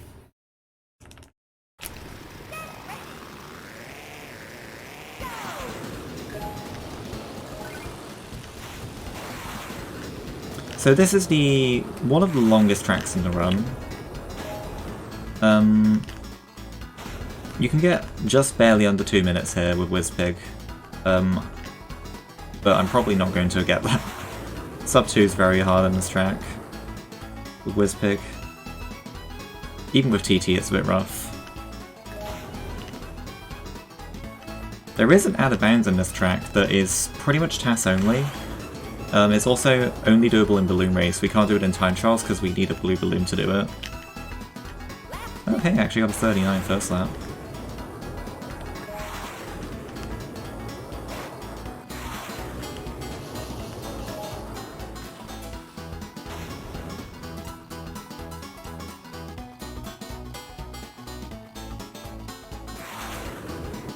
I'm gonna focus because I actually want to do decently well this race. That was a good start.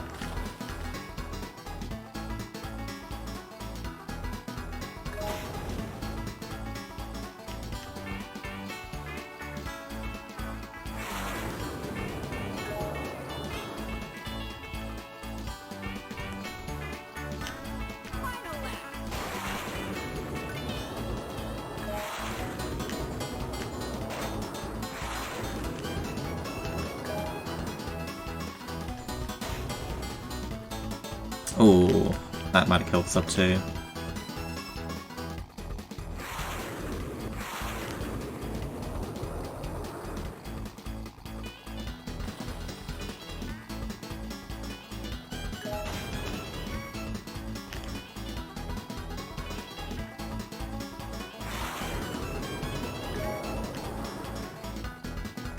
Actually, no, it didn't.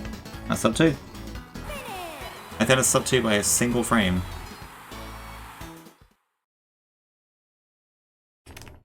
Actually, no, yeah, 1:59.56. Nice. I just calculated the splits in my head. It doesn't show you the end time, but you can calculate the splits. And it will save any... And, like, if that were my best time, it isn't. Not by, like, a couple frames, but if it were, it would save the time to the cart, so you would be able to see it later. But yeah, nice thing is that it does actually show you your last lap time before you go to the results, unlike 64. Actually, in Balloon Races, it doesn't show your final lap time at all in 64, only in Time Trials. Balloon Races in 64 are kind of weird for that reason. They're timed based on the last frame of the timer that's showing when you cross the finish line, which means you can't really get an exact figure for the last lap, but it's really the best we have, unfortunately. Anyway, Greenwood Village. This is a very difficult car track. This is one of the hardest in the run. It's actually, no, I think this is the hardest car track in the run, possibly. This turn is quite difficult. There's really only 2 drifts in the track. This is one of them, and... whoops. Thankfully the drifts are not very hard at all. The drifts are the easy part. I have completely messed that up. A lot of this is just, you know... You just gotta be really good with just regular turning to be good at this track.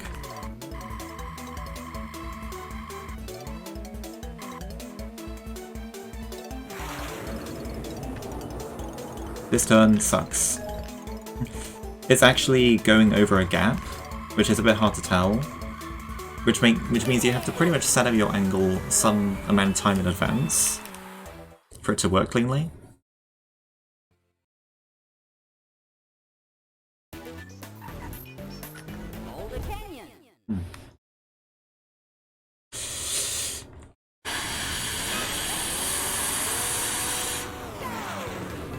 You wouldn't forget the key in Boulder Canyon, would you? Yes, this track has the key for Dragon Forest, and it's an easy one to forget. That's okay, because I'm not going to forget it. I knew that would not work. That zipper only saves a tiny bit of time if you do it cleanly, but I like to go for it. think I definitely like this one more than Pirate Lagoon at least, but not my favourite hover track by any means. I'll get the key lap. I'll get a lap too. So don't forget about it.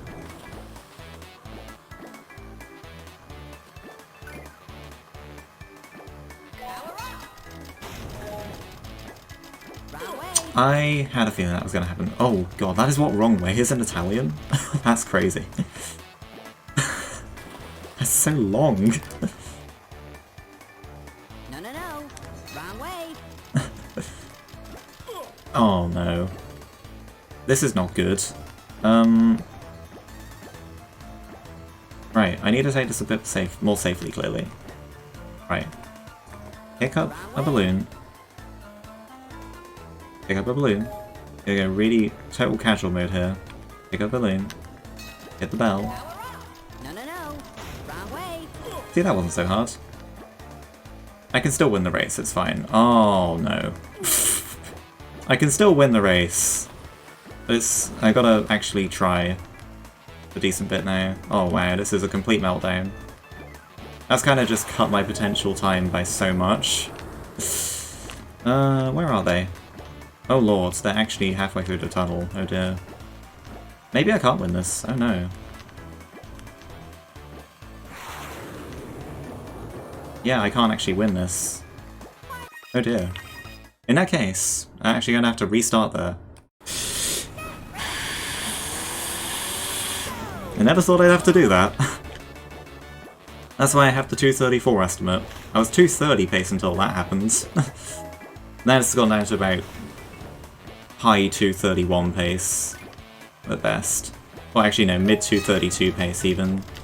That's why the estimate's 234, even though I can confidently get 230 in most cases. Oh well. Yeah, that's like the only thing that can go catastrophically wrong in this run, I'd say. And that was just entirely me being really ballsy with it for no reason. I don't know why I decided to do that, but it's fine. Because now we don't have to worry about it. You might have noticed it showed a save prompt when I was restarting, which meant it saved the key. Like, you can actually just enter a track, get the key, and then leave, and it will count for getting that key. You don't have to, like, win the race with it or anything.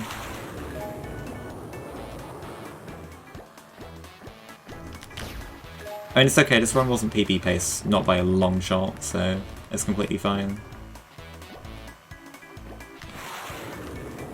I was ahead of my comparison though, and I'm going to be quite far behind now. I guess if I can just finish this as a 232, I'll be fairly satisfied. Satisfied enough.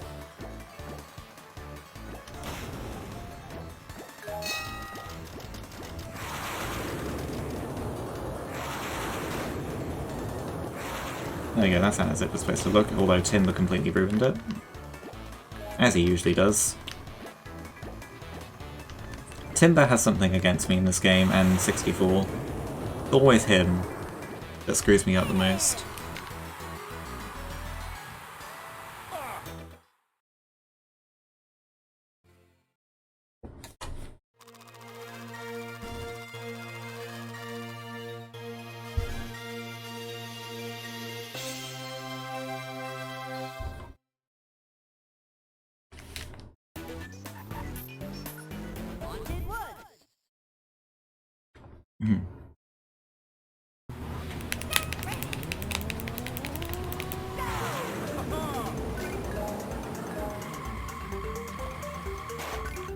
This is another one of my favourite car tracks. This is actually the track where I set my first time trial world record in this game. Yeah, not a great start though. Oh, really bad start actually. I really like to be hitting at least a low 19 first lap. That's about 3 seconds there.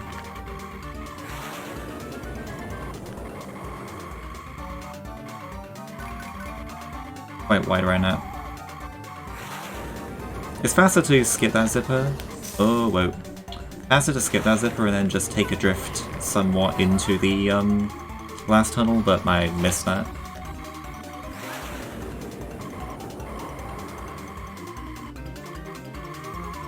There we go. You really want to give yourself some distance to set up that turn. That is the best way to do it. I really should be getting like 58 here on any decent run. But alas, I was not able to.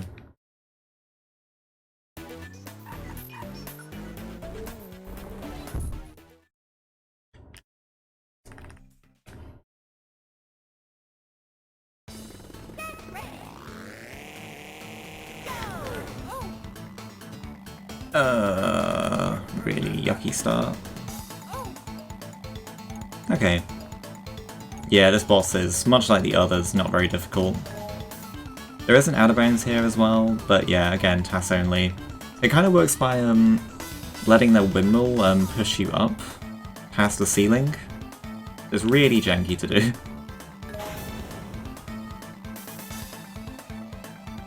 On a side note, the out of bounds in this track in DS and the out of bounds in DKR64 for this track were actually found on the same day 2 years apart.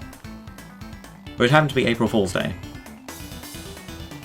April Fool's Day 2019, 64, and April Fool's Day 2021 for DS. Yeah, I'm really not sure how that happened, but I don't know. We found well, no, I say we. One person found a lot of new out of bounds for this game back in 2021, and then we had another wave of new out of bounds back in 2024. So actually most of the plane tracks can be broken now. Of course, all of the clips are quite difficult. In general, out of bounds clips are a lot more involved in DS compared to 64. Whereas in 64 you have to generally just barrel roll against something, or under something, or whatever. In DS you generally have to kind of get your plane stuck in the ground and then flip it somehow. We use a variety of methods to do this. It's really awkward though. But anyway, over screen. Balloon touch challenge. I need 40 balloons and I need 0 coins from this, so I should hopefully be chilling, especially because this is a long balloon. This is a long one, so I'll have some decent time left at the end after I collect all the balloons.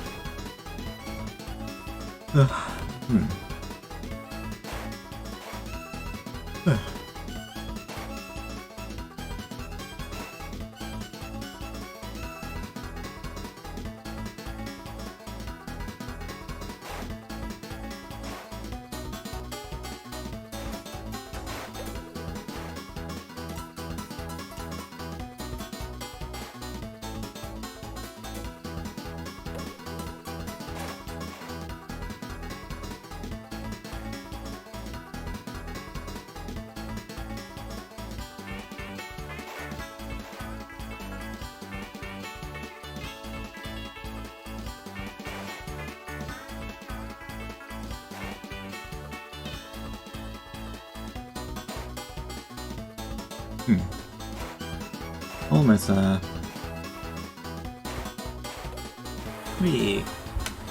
Ooh. Move around a little bit.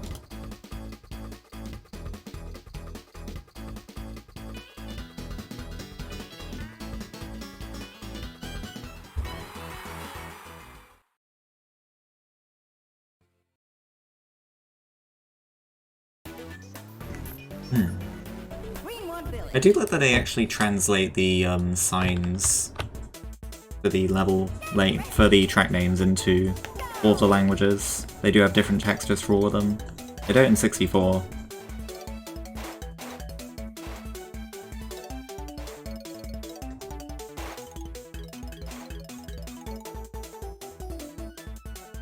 Speaking of, the N64 version only has English, French, German, and Japanese available.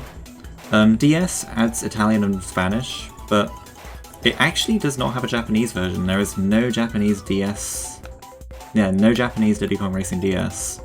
I have no idea why they never released this game there. But it does mean that the first version of this game to be released was the American version. I don't really think there's anything different between the two versions, that is PAL and American. I think the only key thing is that I believe the American version has a harder time saving some ghosts in time trial sometimes. That's really about it.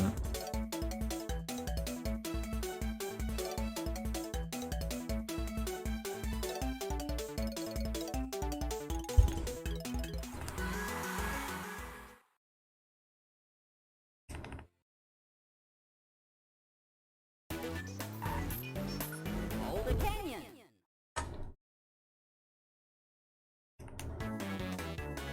Get ready. Go. This can be another fairly difficult balloon touch challenge to get gold on, mostly because of the castle section.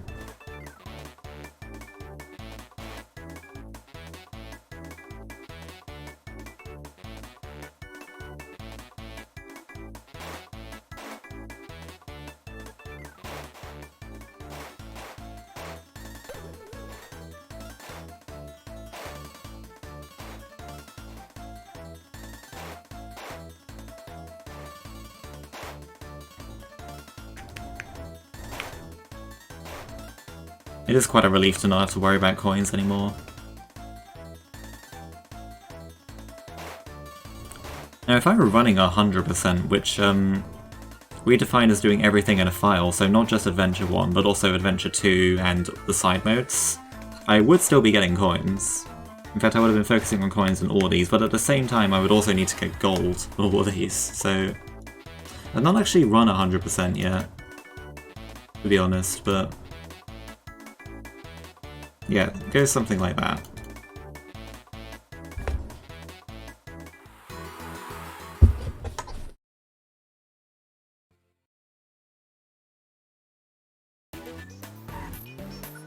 Bonded wood. Get ready. This is another rather short balloon touch challenge. I don't think it's super difficult though.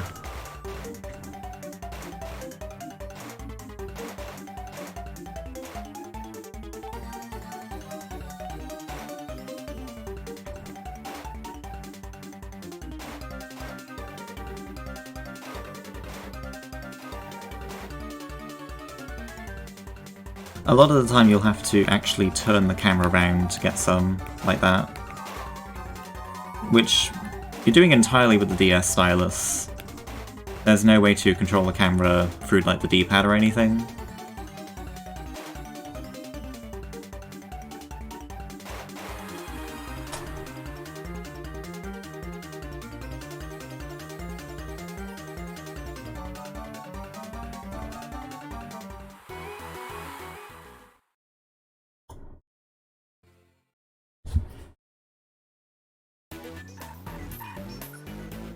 Alright, back to Smokey.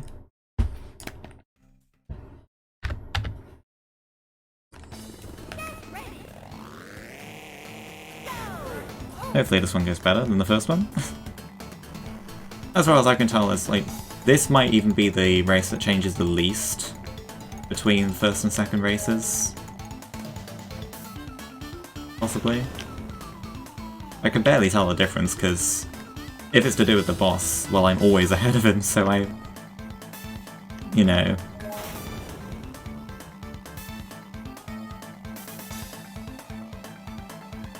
Lap 2.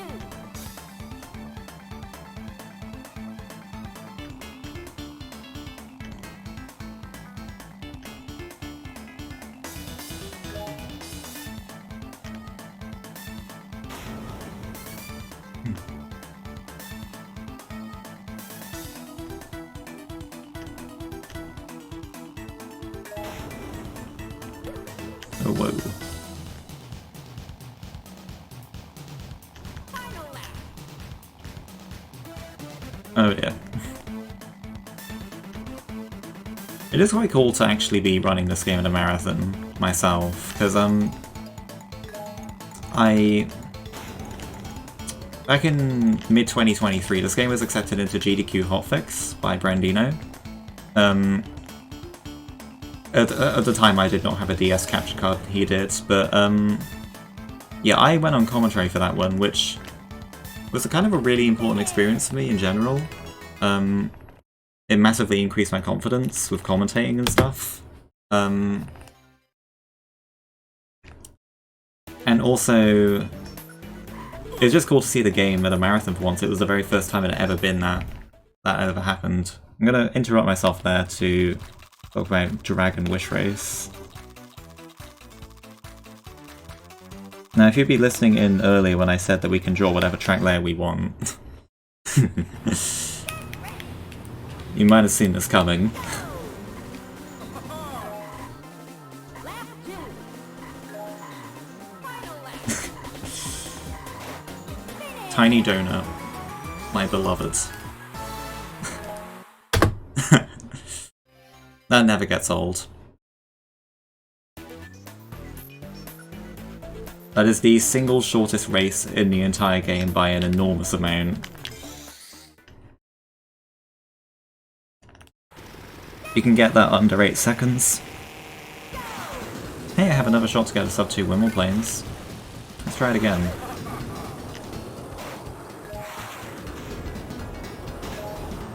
But yes, it's cool to be running this at a marathon myself for once. I only got my capture card in May last year, but yeah, I ran it. I ran all races a couple of weeks ago at No Fish 2025. Well, sub 2's dead. As my first time actually running this game in a marathon, and now we got this. And I was originally planning to submit it to ESA Summer 24 as well, but then I decided against it. However, it probably was not going to get in, if I had to guess. I mean, Diddy Racing 64 got in instead anyway, so... And that turned into an incredible run, so... You know what? I'm fine with that. I think DKRDS is very much more online marathon material than in person, I'd say.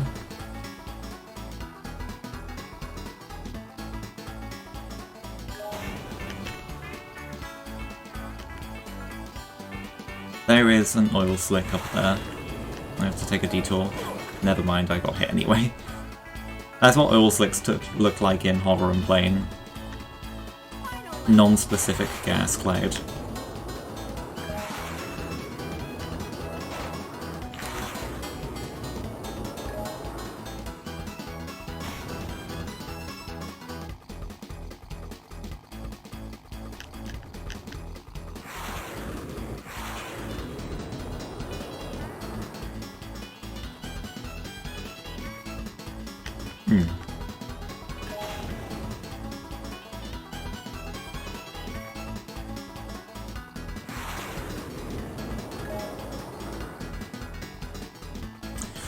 Yeah, not sub 2 this time. Not close to it, but oh well.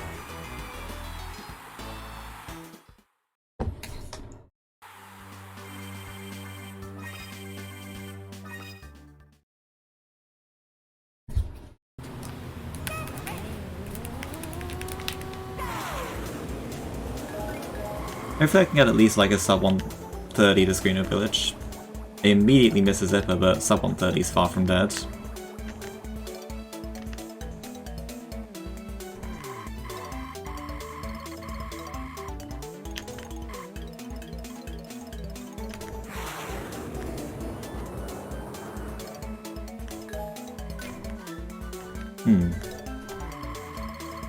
Well, this is not a good first lap, really. I do need to play quite well to get sub 130 from here. For context, my time trial record is 126, so that's kind of a glimpse at how far this track can go. Really, a sub 130 is just a generally solid time in any context. It might be dead now. Yep, definitely. Oh well. Difficult track. Hardest car track in the run, probably.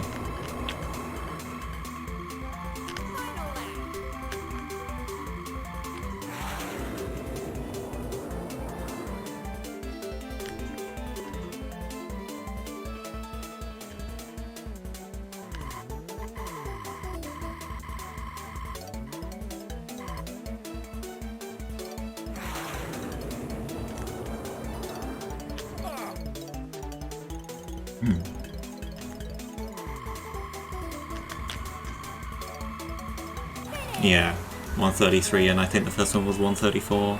Not amazing.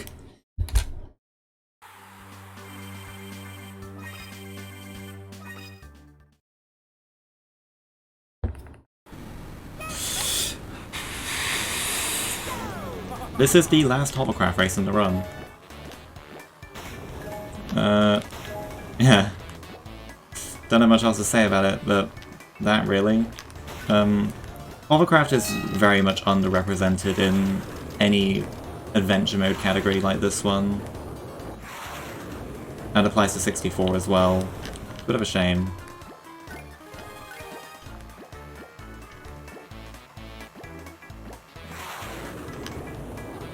The tilt you get from that log is kind of random. You really want it to tilt you downwards like it did for me there.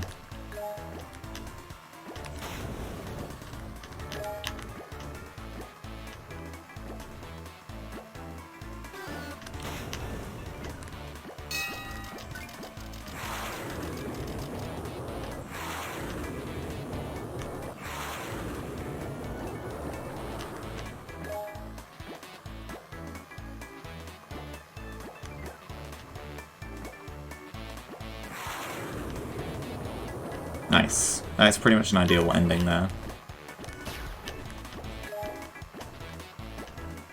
But yeah, that kind of also explains why it's not really worth getting any upgrades for Hover past the default race bodywork.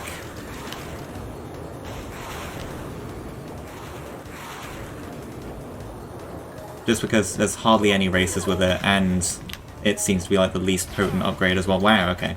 It's the least potent up. Whoa, Tip Top. Whoa, okay. He did that one for all the Tip Top casual players who are annoyed that I slandered Tip Top in 64. Anyway.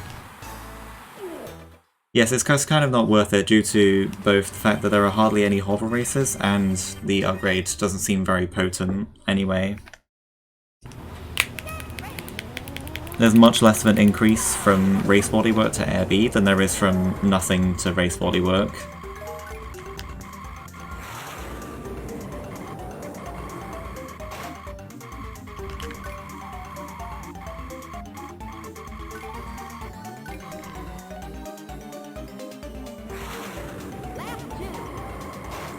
When I'm taking that turn immediately after the finish line, I'm making sure to only add B to my drift after I know I'm going to get past that fence cleanly. Oh dear. So I spent a bit longer without B in that drift than most other drifts. There we go. Once I pass the point that I know I can hold B, I will start holding it. TPUs can be a bit in the way in trophy race here.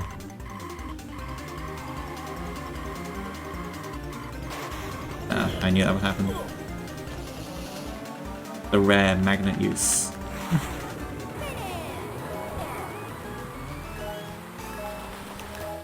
Let's switch screens. Alright, that's our final trophy. And we're done with Dragon Forest.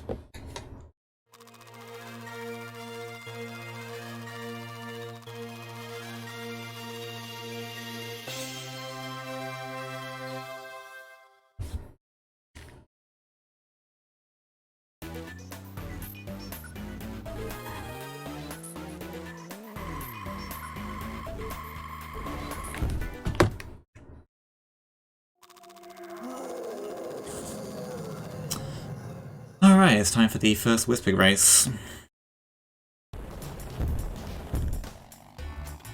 And, yeah, it's a bit of a... That didn't happen.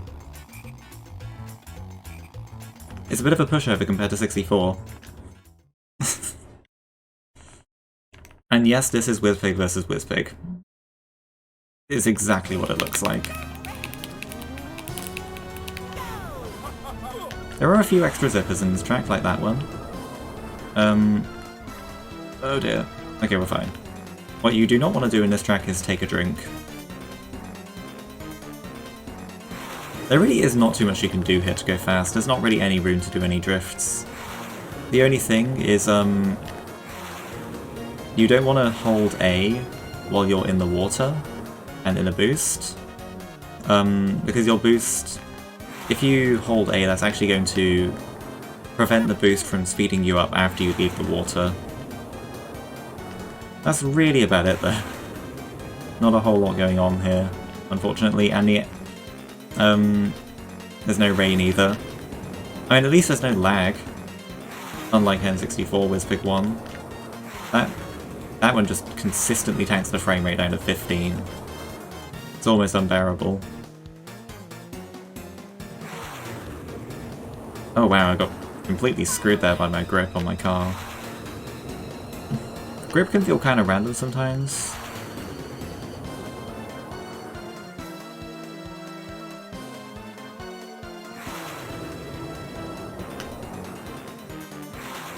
You really need to kind of set your angle beforehand if you're going for that last zipper. Oh dear. It's fine, Wizpig is not very fast. That is, Boss Wizpig is not very fast. Right, what we're gonna do is...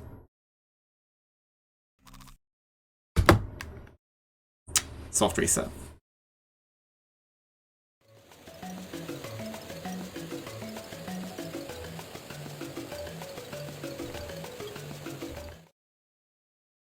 I just realised I was showing the wrong screen for all of that. Oh dear. I don't think you missed much, to be fair. Alright, with all of that out of the way, I'm going to look at the trophy sign. And... wow. It's a rocket all along? Who could have seen this coming?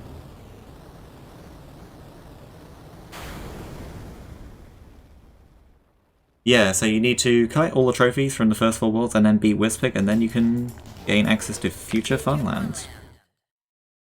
The secret final world. I just realised I've done these tracks in the wrong order. I actually should have gone to Darkmoon Caverns first. Oh well, that's fine. Very tiny time loss. So yeah, these are generally considered to be some of the hardest tracks in the game.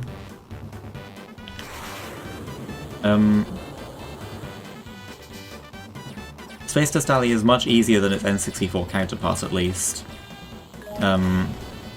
But the rest are all fairly difficult still. In this cave section, Space Dust Alley still poses a lot of problems. I don't know how I missed that, to be honest. This turn is really problematic. There's that thing I was talking about with the zippers back in Snowflake Mountain, by the way. I bonked into that pillar, but somehow I still had some boost left, so it actually didn't affect me too much. Didn't have to accelerate back up or anything, which is good because Wizpig does not have amazing acceleration.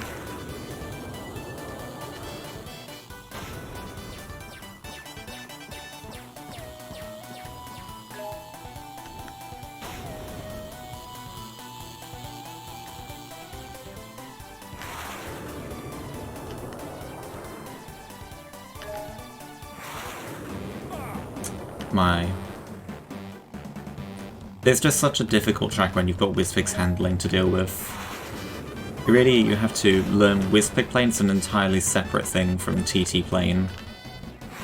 Thankfully, in the next run, we're going to get to see some TT plane, so you can actually see what I'm talking about.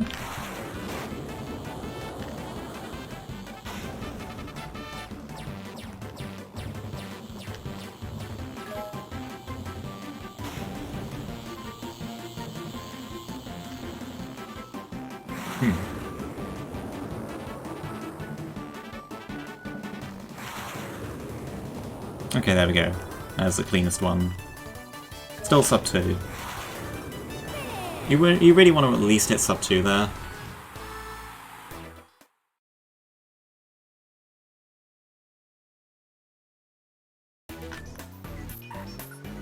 Darkmoon Caverns.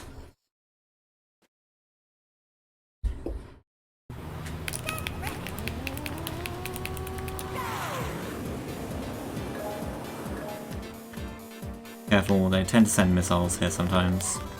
Didn't this time. This is another one of the longest tracks in the run. A good run of this track is right around the 2-minute mark.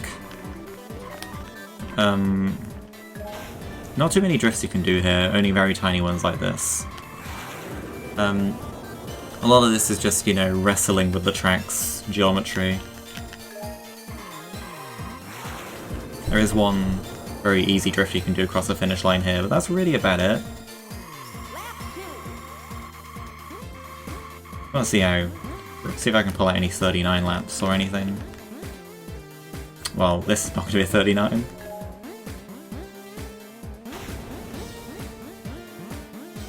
I'm generally feeling pretty okay if I get a 2:01 in this track or lower in an RTA run. But I can get down to 1:58 or lower.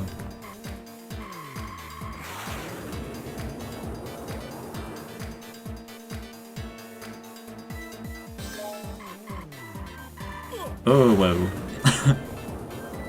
I couldn't tell you what happened there, to be honest.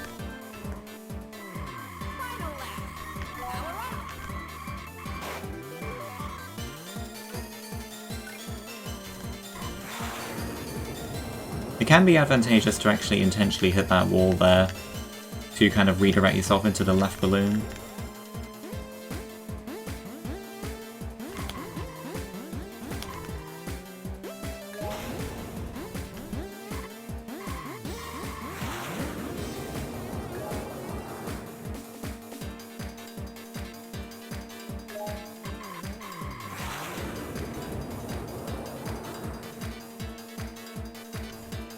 Okay, 204. I spoke too soon. That's alright.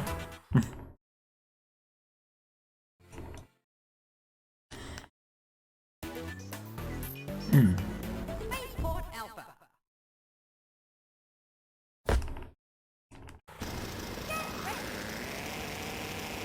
Now, hypothetically, this track has the best potential for a major time saving out of bounds in any percent. Unfortunately, as you can probably tell by looking at my timer, we're 2 hours and 10 minutes into the run. And it's also... This happens to be the case that this is pretty much the hardest RTA viable out of bounds we could go for. So, yeah, it's not going to be in world record for a little while, I don't think. This is a pretty fun inbounds track though. Definitely, I think overall this is probably one of my favourite tracks in the run. Or in the game as a whole. This music is actually completely new for Diddy Kong Racing DS. What they tried to do was okay, so in 64 some music tracks were used over multiple different racetracks. But in DS every racetrack has a unique music track. And that meant rearranging some and composing entirely new ones, and this is a completely new one, and I'm a big fan of it, to be honest.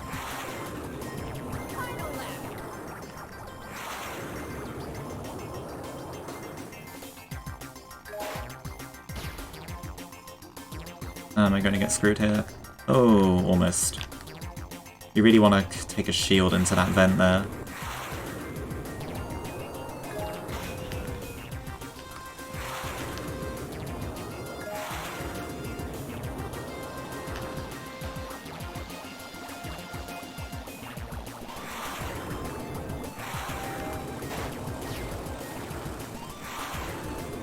Okay, I mean, 148's okay.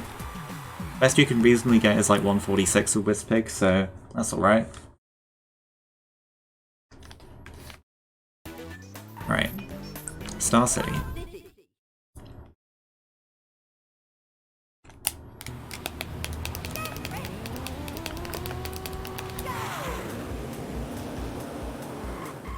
This is just a rather simple and solid car track. This bottom path here doesn't actually exist in 64, but it is faster in all vehicles and on all laps. It reduces a lot of the risk in that section by basically completely nullifying the risk of falling off the bridge. Oh, still got that zipper somehow. Cheeky lap transition drift here.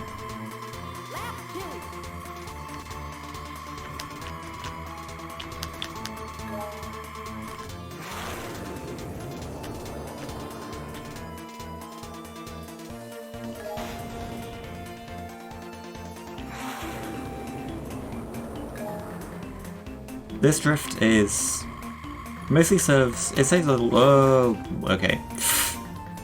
It saves a little bit of time, but it also serves to line you up a bit better for that ending turn into that zipper there. Unfortunately, you can just get really unlucky sometimes. CPUs tend to be a menace on this track for some reason. So, yeah, not uncommon for that to happen.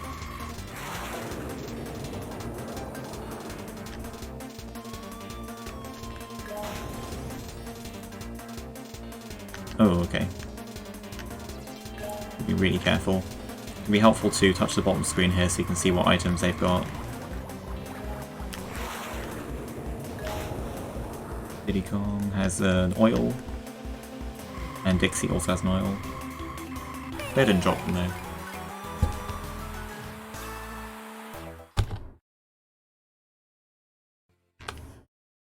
Alright, and now to the Balloon Touch challenges. There is no mid-boss in Future Funland. So straight into Balloon Touch challenges, and these are some of the longest ones, so thankfully it means I have some of the most downtime in this one. Ooh. Make sure to stretch, everyone. Especially when you're running a 2.5 hour category.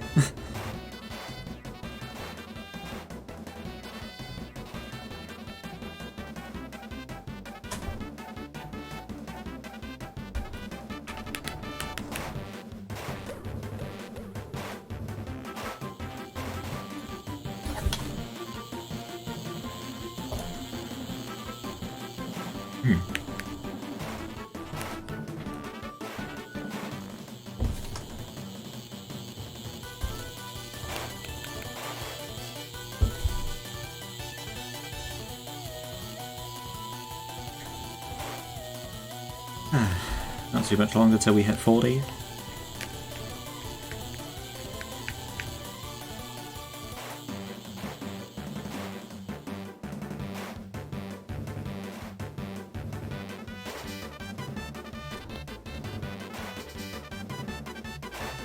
Boop.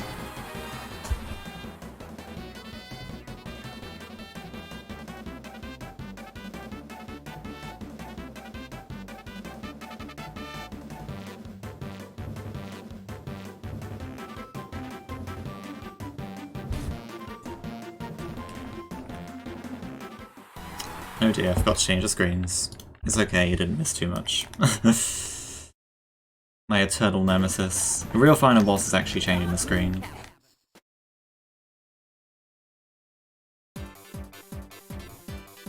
I think Dark Moon Caverns is possibly the easiest Balloon Touch challenge. It's possibly the easiest one to get a gold rank in. None of the balloons here are in out of the way spots or anything. All very much in the way.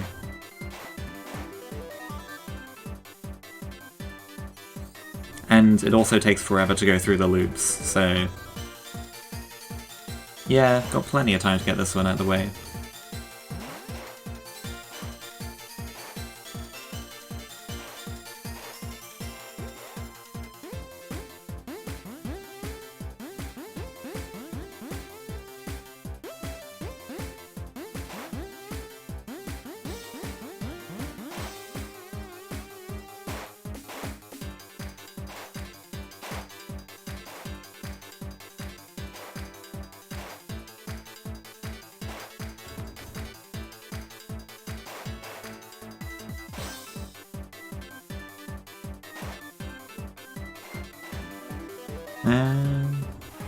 There we go. Can barely get that one to get to 40 right now and take a bit of a longer break.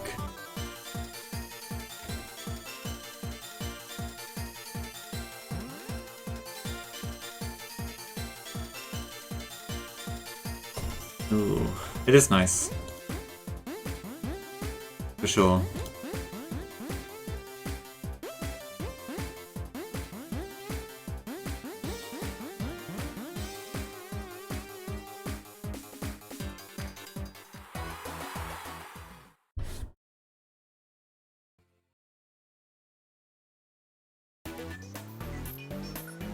Spaceport Alpha.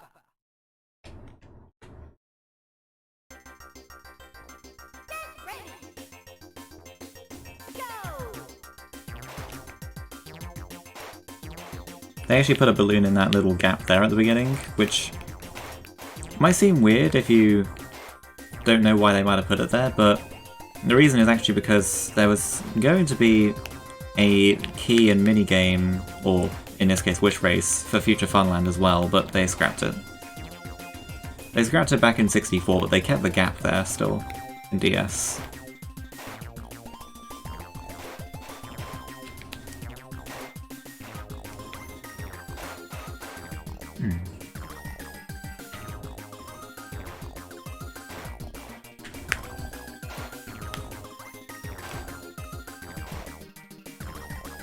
Don't worry, this is the second to last balloon touchdowns, you're almost done with them.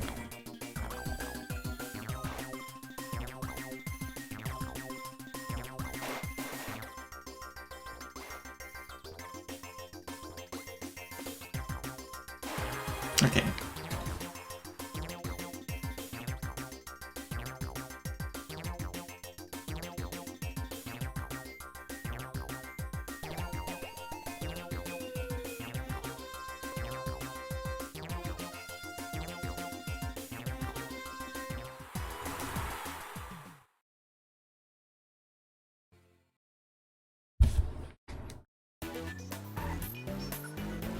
Diddy.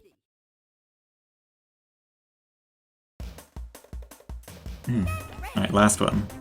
Go.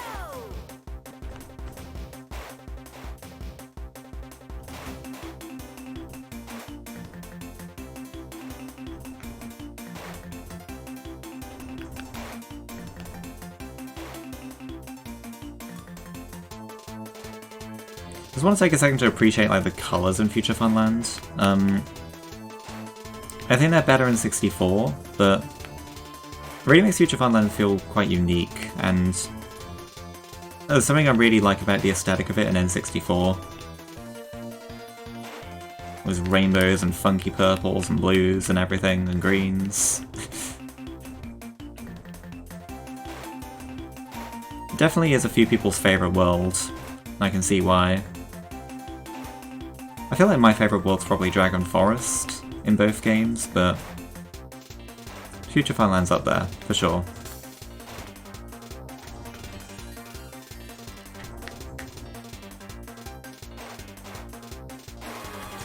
Alright, no more balloons. And that does actually also give us our 47th and final balloon.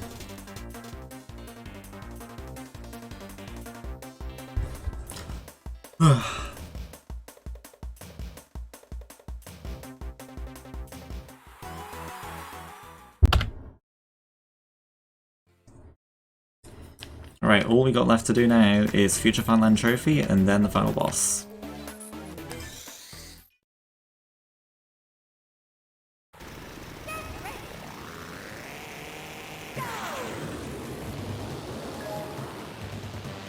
So pretty much the same spiel as before, these tracks.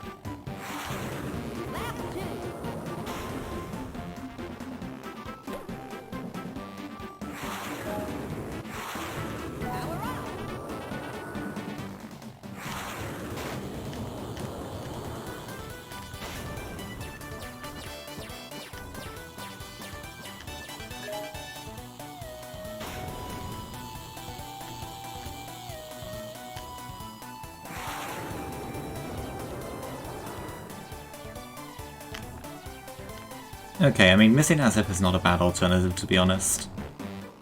Makes it way easier to do that. I should not use that balloon early. Only do that on lap 3.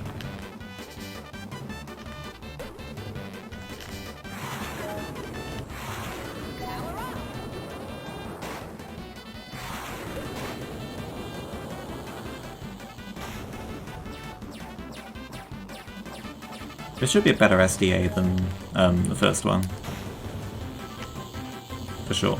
The first one was barely a 159, but this should be a bit better.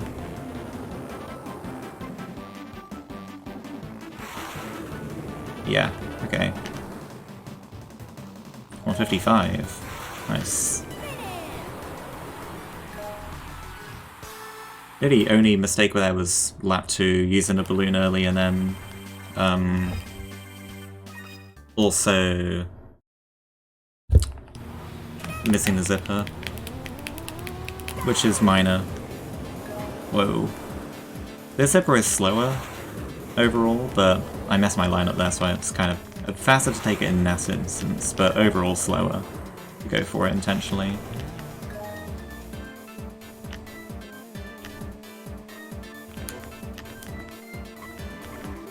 For this spiral here, I'm kind of doing a bunch of regular turns with a bunch of B-taps in there.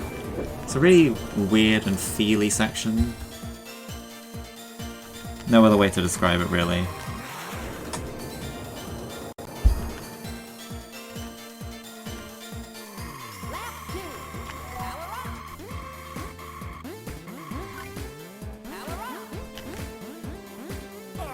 Oh dear, that's like the worst possible outcome.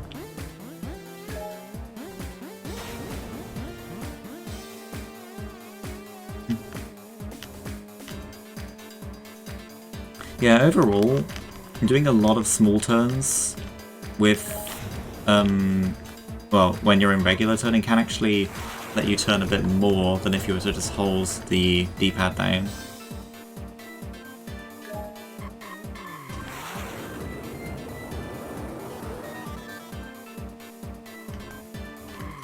Yeah, that was about a 3-second time loss there for that thing that happened at the beginning.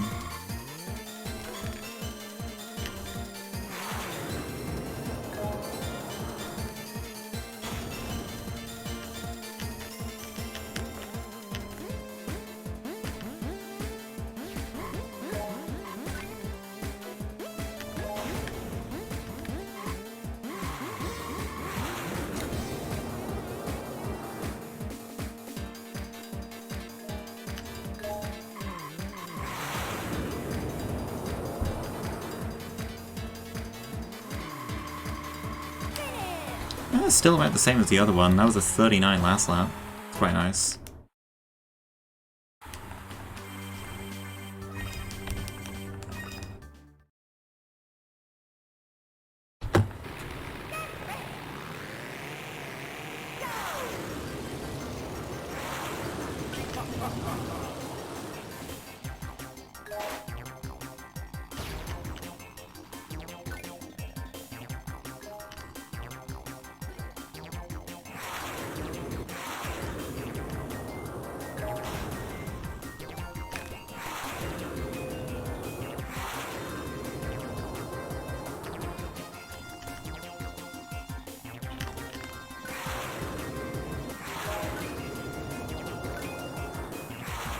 Overall, better to hold on to this shield for the vent section.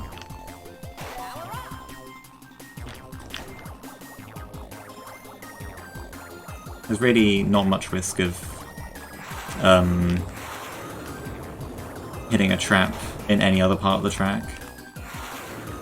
In general, in plane, you have way more tools at your disposal to avoid traps and stuff, as you might expect.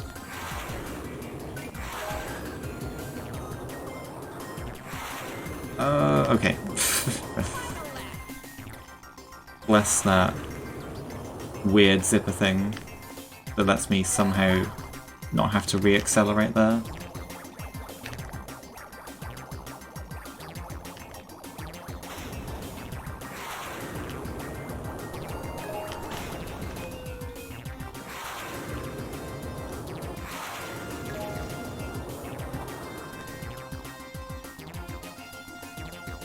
Oh yeah, of note, this track actually had no ground zippers in 64, so all these zippers are really a novelty.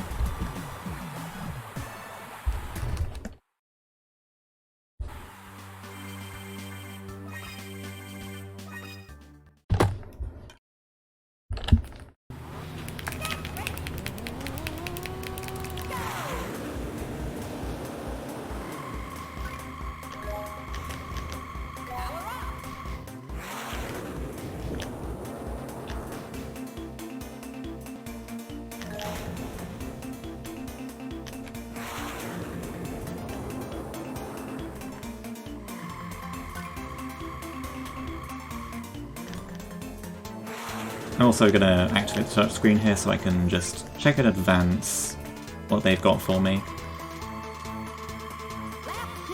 Because I already know I'm probably gonna get the worst bit on the last lap.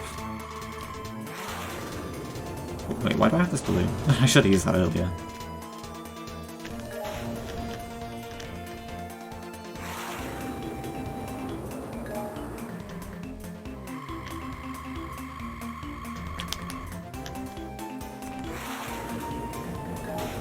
Oh, okay. That was close. Nearly a 31 lap, not bad.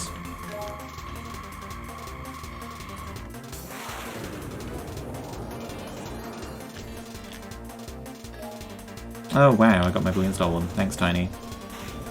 I'm gonna need to watch out for Timber, Pipsy. Of course it's them.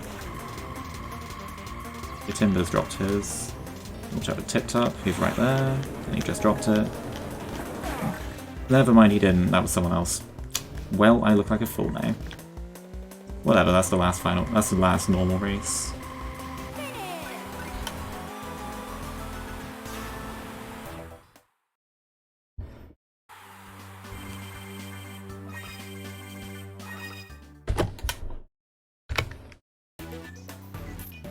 Alright. Final race. This door opens outwards in this game for some reason. You have to be a bit careful going into it.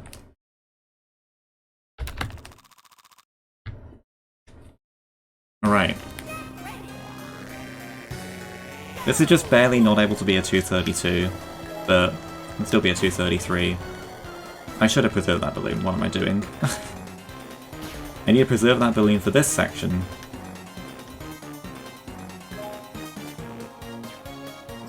These guys home it on you. And yeah, had I kept that balloon I would have been able to avoid that hit just there. Oh well. We don't actually have an out of bounds for this race just yet. We've tried to find one, but to no avail. Overall this race is a little bit easier than 64's, but some people might find it harder. Especially if you're left-handed, it kind of sucks, because you need to immediately turn left. I did not learn, did I? You need to immediately turn left at the beginning, but you also need to do the start boost, which is a lot more convenient if you're right-handed and can, you know, put your left hand on the D-pad. You've either got to be ambidextrous or just suffer. Because you will otherwise pretty much immediately hit Whizpig. That is other Whizpig. Right, this last lap I'm actually going to remember to not use the balloon immediately.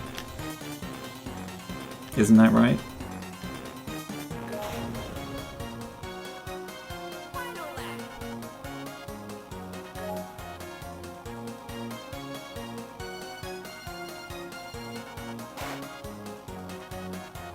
See, this is how it's supposed to look, hopefully.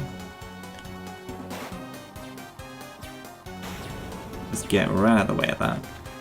I still got hit anyway. I look like a fool. Oh well. Oh yes, timing will end when I cross the finish line. Oh wow, I'm really having a lot of trouble here, aren't I? Wow, I've never struggled this much on Whizpig 2. Except maybe since I was playing casually. Alright. Yeah, timing at about 5. Oh wow, I just completely screwed that up. Okay, and... Okay, god, that was a complete mess of a run. I really should have been a lot further below estimate there. Really was looking for a 231 at least, and that would have been a 231 to be fair, if I hadn't done the Boulder Canyon key thing. I mean, okay, as I said, I guess that's what the 234 estimate's for. And I guess I could be at least be relieved that that would have been a 231 without all of that going on. 233.15 on my end. But yeah, I think on a good day I can usually pull out a 220, a 230, or maybe even a 229. As far as this category goes, 228 is possible, and I do intend to get it later this year, but for now, yeah, this is pretty much my first run trying to do the screen switching stuff, and it obviously confused me quite a bit. I've not really got much else to say at this point. I am going to be right back after about a 15-20 minute break with another run of this game. So if you want to see that, then stay tuned. But I'm done with this run for now. So yeah, I'll hand it back over now.